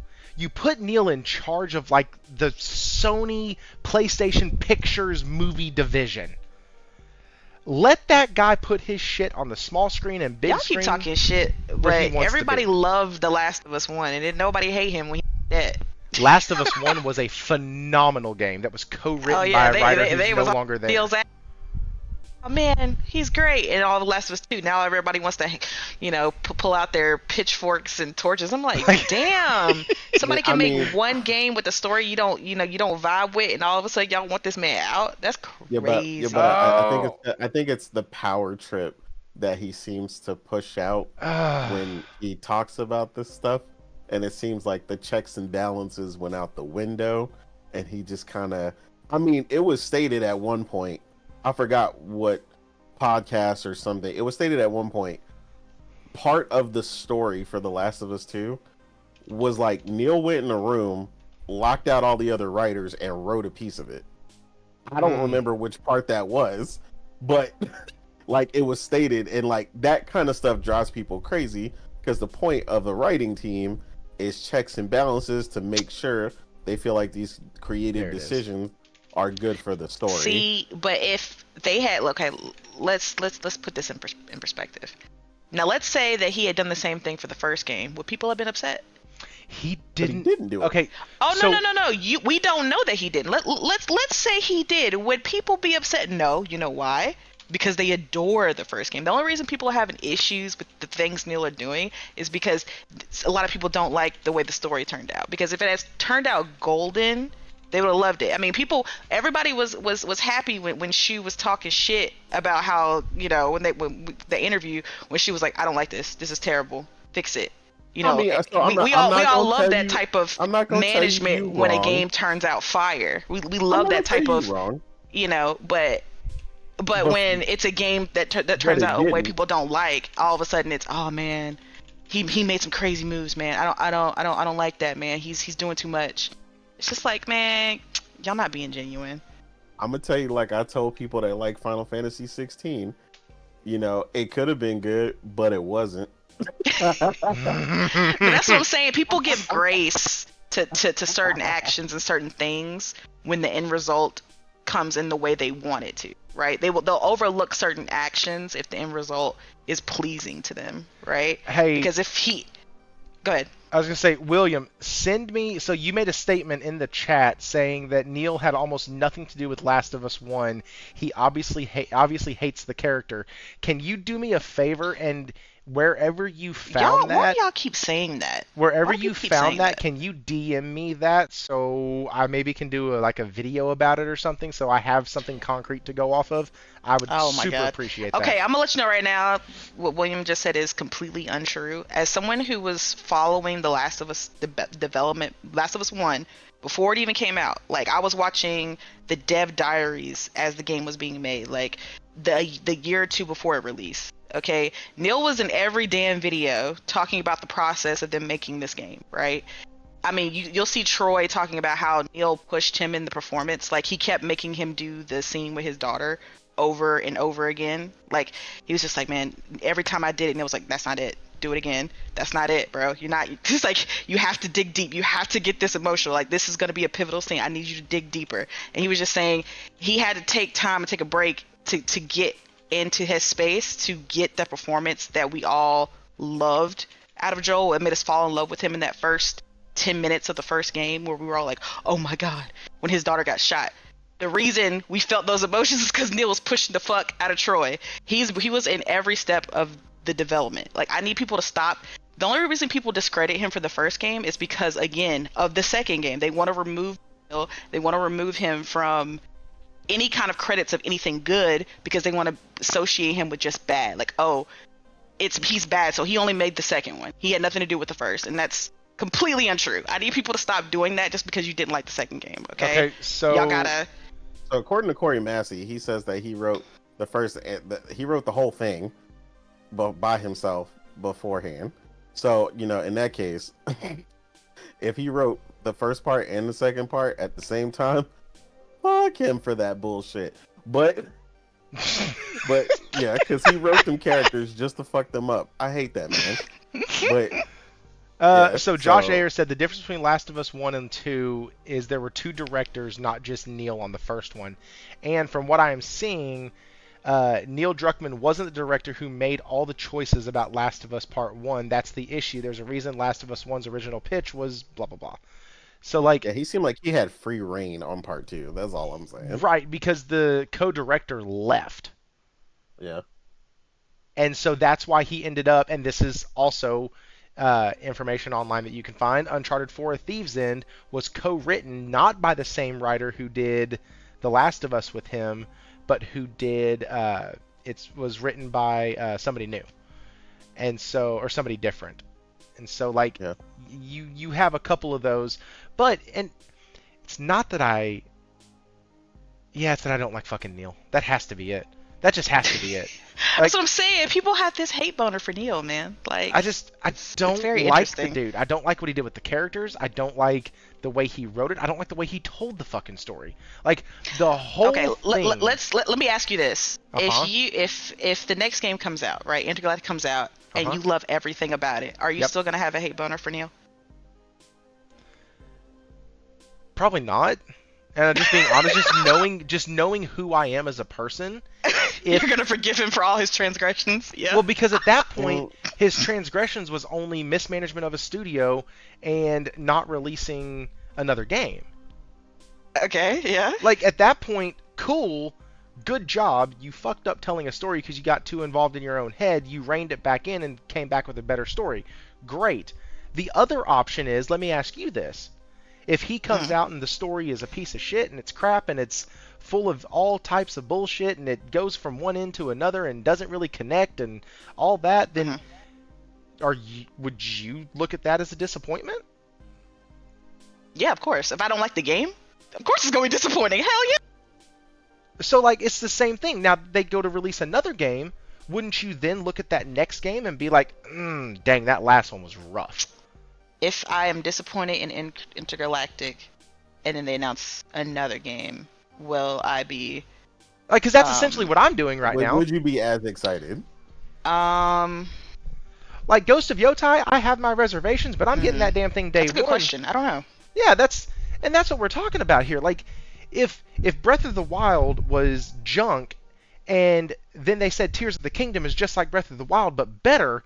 You're like, Breath of the Wild wasn't that good. Why would I like this? Just because you say it's going to be better. Like, I think as gamers, and especially as PlayStation gamers, we have this, like, film over our eyes that's like, ooh, it's from one of the big five. It has to be good. Which, in most cases, Enate, I know what you're thinking right now. In most cases, yes. Those games are good. I'm not worried about a damn thing coming from Insomniac, Santa Monica, Guerrilla, none of them. Fine. Sucker Punch, I'm not too worried about any of them. But when you get to a game company that, in my opinion, messed up on their most recent new entry, and I'm just like, okay... The same people are telling the story. The same people are doing the creative direction. It's the same swinging dick behind the camera. I didn't like the last thing you did. There's a decent chance I'm not going to like this one. But then again, does that make sense? Yeah, I get it. But I mean, because you could look at it this way, right? A lot of people didn't like Uncharted 1, right? They were like, it was alright. But then Uncharted 2 came out, and people were like, damn! Okay, this is what the fuck I'm talking about, right? Like, this... Okay, I could see this IP thriving, right? That's why I try not to judge... Someone that didn't like... Yes. The Last of Us 1, but No, thought no, no, Last of no, Us no, 2. no. I said Uncharted. I said Uncharted. Listen, Tony. I said Oh, I thought Uncharted. you said the Last of Us one, but didn't like 2. I was like, what? Uncharted, sir. I was about to say, I was like, who is this person? So if I No. follow I mean, them, I can I have unfollow seen them immediately. I have seen people who didn't like. I mean, but they were because they didn't really like the gameplay of The Last of Us 1, but they really liked the gameplay of 2, so they like 2 better. I mean, which is understandable. But yeah, it's like, I try not to judge too harshly on like one game. But this is just me. I'm not telling you you have to do this, but this is just me. I try not to judge too harshly from one game to another because a lot of things change in game development. A lot of figures and moving pieces happen, and I know a lot of people like to put everything on one person, whether it succeeds or fails or whatnot. But like I was saying, there's a lot of intricate pieces that go into developing a game, a lot of people that go in and out of developing a game. So yes, Neil is still on this, but he's gonna have a whole team of people that are gonna be helping. I doubt he's writing the entirety of Intergalactic. I don't see it being a failure, but I mean, I already know people are gonna count it out again because people do not like Neil, so they're already ready to hate on the game. Like, I already see it happening before we even got like an official gameplay trailer. Oh my god, this game's gonna suck ass. And I'm like, okay, all right, y'all just being hateful for no reason. But listen, I have faith in Naughty Dog. Okay, they have not disappointed me thus far, and I get some people were disappointed in The Last of Us Part 2.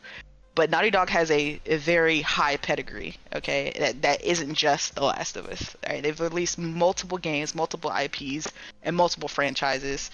And the majority, 99.99% of all these games have been bangers, okay? We shouldn't hang our heads in utter fear just because of one game, all right? I promise y'all it's going to be all right? Naughty Dog, they're going to pull through, okay? They're going to deliver. I promise, okay?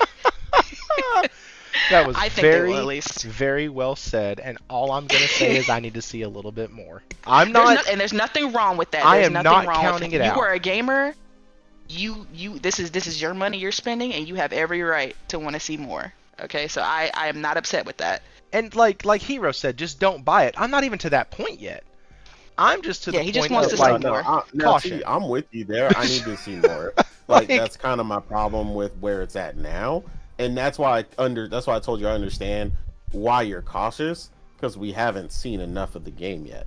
That's the problem with everything PlayStation has announced right now. Yeah, we haven't really seen anything. Oh man, Death Stranding too. And if I gotta see one more time, and God love him, I know he's gonna listen to this. If I gotta see one more time, Warawana in the daggum Discord talking about how Xbox is releasing games and PlayStation's giving release dates, like, Lord help me. Lord help me. I get it. I do. Trust me. Like, holy shit, we've been here 3 hours. I mean, again, that is on PlayStation. They need to put together a showcase. Like, a lot of these problems and a lot of these issues that people are having, like yourself, like, they're warranted because PlayStation has been so quiet. That's this, like, everything you're feeling, this is their fault. Okay? They need to put a showcase together. And this showcase needs to have a majority first. It needs to be a first party showcase like we used to have, right? Ghost needs to be there, Wolverine needs to be there, Intergalactic needs to be there, whatever Cory Barlog his games working on needs to be there. Soros, I want to see more of that. Like, Soros needs to be there. That game looks fire. They need to come together and have all these games that they've shown us in bits and pieces. They need to bring them into one showcase. So I mean, people need to see it. And I don't know what's this new strategy PlayStation has where they just kind of piecemeal information and they just give it to us whenever they fucking feel like. They need to stop that. Okay? I agree. This is what it looks like when there is no competition. And if PlayStation gamers and PlayStation fanboys only sit there and suck Sony off for every last drop, then nothing changes and everything actually will start to decline. So right now, and I was talking to one of my clients about this. I was at his house. I walk in and he has this freaking game room that is nothing but like Star Wars stuff everywhere. And then I noticed the tattoo on his arm. And it's a Last of Us tattoo. It's Ellie's. No, it's Ellie's butterfly or moth. It's like he has the moth tattoo on his arm, and like he's like, man, fantastic series, love the game, da da da da. And I'm like, that's really cool. But him and I are talking, and we start talking about all of the games that are coming out, and Xbox, and how there's no competition, and all this other stuff. And I was like, dude, it actually is kind of concerning to me, because PlayStation can just sit back and not do a fucking thing. And they can string people along for quite some time if the delusional PlayStation gamer let it get that far, right? Like, people like us who are okay calling Sony out and okay admitting, hey, I have reservations about this game, no matter the pushback from our communities or from anybody on the panel or anything. Like, it takes those type of people to make sure to keep Sony's feet to the fire when it comes to PlayStation. Because this is the first time that we have not had another console manufacturer in the same space when one is about to exit. Think about that. Yeah. Last time it happened was Xbox, and Xbox came in, Sega was still around. Xbox comes in, the year that Xbox comes in, Sega leaves. But we already had one that was in place. This is the first time that ain't been nobody. And so Sony's just sitting there going, yeah, we ain't got to say shit. You'll get it when we give it to you. And we have all the time in the world. And so that's why I think, channels like this probably aren't going to be totally popular all the time, because we don't toe that line of it's all PlayStation or it's all Xbox or it's all Nintendo. Like, it's just, we don't. At the end of the day, our preference and the people I have on most of the time. Speaking of that, if anybody's still here or listening afterwards, and you're an Xbox fan and you think Game Pass is the bee's knees, I'd love to have you on the show. I've tried to reach out to a few of y'all, and none of y'all respond. That's all I'm saying. But I've tried. I want every gamer in the world on here. Really, I want to know. I want to know what makes you tick if you're a Game Pass subscriber and a Game Pass gamer. I gotta know. I want to know what works in your head. But like, we need to keep their feet to the fire, and that's something going forward. Whoops.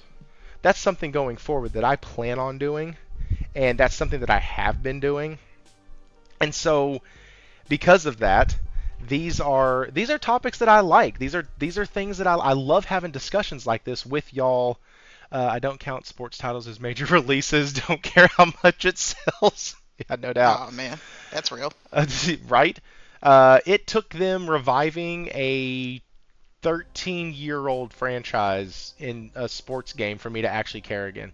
So I get that. Sony was built on first party. One I bought in a decade. So yeah. With college football. Yeah, I bought it for $9.99. Did you? Not $9.99. Where'd you get it? From Best Buy. Really? Mhm. Oh wow, that's crazy. Yeah, they had the days of play for Christmas. Or whatever. Oh, that's right. They put something each day, and one day it was college football, and I was like, you know what? Why not? I was like, order, select curbside pickup, and I went and got it. He wrote down under said, without a replacement competitor, PlayStation will fuck up 100%. Yeah, oh, I yeah. mean, I will agree with that to people all the time. Yes. I will tell people all the time that PlayStation's best shows at E3 was because Microsoft had a good show. So Yes. then they went DEF CON 5 on the next show. PlayStation definitely had, because we've seen those years where PlayStation was like, DEF CON 1, we're good. Don't worry about it. Yeah. Like, because Microsoft's show wasn't that good. So they were like, yeah, just bust out these two and call it a day. Yep. And then, when Microsoft went on stage and people were like, dang, Microsoft did good. PlayStation was like, oh yeah? Hold my beer and call everybody in. And now Microsoft is over here just handing their games over to PlayStation Silver Platter, and PlayStation's like, oh, we really don't have to worry. Oh, okay, bet. Yeah. They out here doing exclusive looks at games at Doom. Here's a video for PlayStation players. I'm like, oh my god, please stop this, please. So I was gonna cover that, but because it's really funny that the PlayStation YouTube channel got that exclusive. And Yep. people, so it's funny on both sides, right? Because yes, the PlayStation YouTube got that exclusive. PlayStation's YouTube channel is not locked behind anything that says PlayStation except the title of their channel. Hmm. It's free to anybody in the world who can access YouTube. So it's not even like they got this big, huge, massive. It's on our own. It's not on the home screen for PlayStation, I guess is what I'm saying, right? Like it's not that exclusive. But just the sheer fact that it was on PlayStation's channel before Xbox's is fucking hilarious. And anybody who thinks that that's just some console war nonsense, it's not. That's funny. That's Oh, they were losing their mind on the timeline. it's so good. I couldn't Shameful. believe Just it. shameful. I couldn't believe it. But what else I can't believe? We have been here for 3 hours and 22 minutes. Holy crap. Okay. So, with that being said, I need to go because it's late. Thrifty Oh, I thought this is I read Josh's comment and then put Lone Gamers at Thrifty in front of it. I was like, at Thrifty jacking off in the corner. What are you talking about? But I combined two comments. Got it. It's funny. I was. Oh yes. Before we get out and do our outros, let me tell y'all who is on for the upcoming shows because we have some upcoming shows. And I am excited about them. And I just had one person confirm tonight with me, so I get another one. Yay! Which means y'all get another one. Once again, I bring on really smart people. So next week, after the marathon beta has ended, or alpha has ended, I think, Henry Heck will be on to give his thoughts, and then we also have Kofi on next week with a possible surprise appearance from another guest that I don't want to hype it up because he might not be able to make it next week. Then on the 14th, we have Falky and Cosmic. They will both be here. Like both of those guys, those individuals are really awesome, and we always enjoy having them on. And then on the 21st, that is my birthday stream, and right now we have Stephen Leon on there. So that's going to be a great time. And then we have my anniversary is on the 28th, and I think my wife would literally kill me if I did a show on our anniversary. So we might just move it that week, but right now we're just going to stop right there because I don't have anybody scheduled that night. And then on the 4th of June, we have Falky and an open slot available. Uh, so we have amazing guests tonight, and we have amazing guests coming up in the future, and I am excited. Also, if y'all missed it, I was on the Otter Player podcast this last weekend, and it was an amazing time. It was funny enough. When I got on, I told my wife, hey, honey, it's a 2-hour show. Don't worry. Enate is usually really good about making it only 2 hours, so it should only be 2 hours. And then we got on and we got a good time. Hmm. And then I literally, she came in at 8 o'clock and was like, are you gonna still, She's like, are what's you, going on are here? you still on? And I was like, yeah, I'm still on. She goes, okay. And then it was like 8:30, and she was like, "Are you still?" I was, or no, it was 8:20, and I was like, "Okay, I'll get off." And that's when I was like, "Dude, I gotta go." Like, but guys, absolutely, thank y'all for coming on. It has been awesome. I have enjoyed tonight thoroughly. I always have a good time when I have y'all on, and I think this is one of the first times I've had y'all on the same show. So this has been really good. We have a really good dynamic, and I really enjoy it. So let's get into it. Enate, where can folks find you? Yeah, you can find me on Twitter or Blue Sky at the real Enate, or picking out Pictos on Expedition 33. And having a ball with that.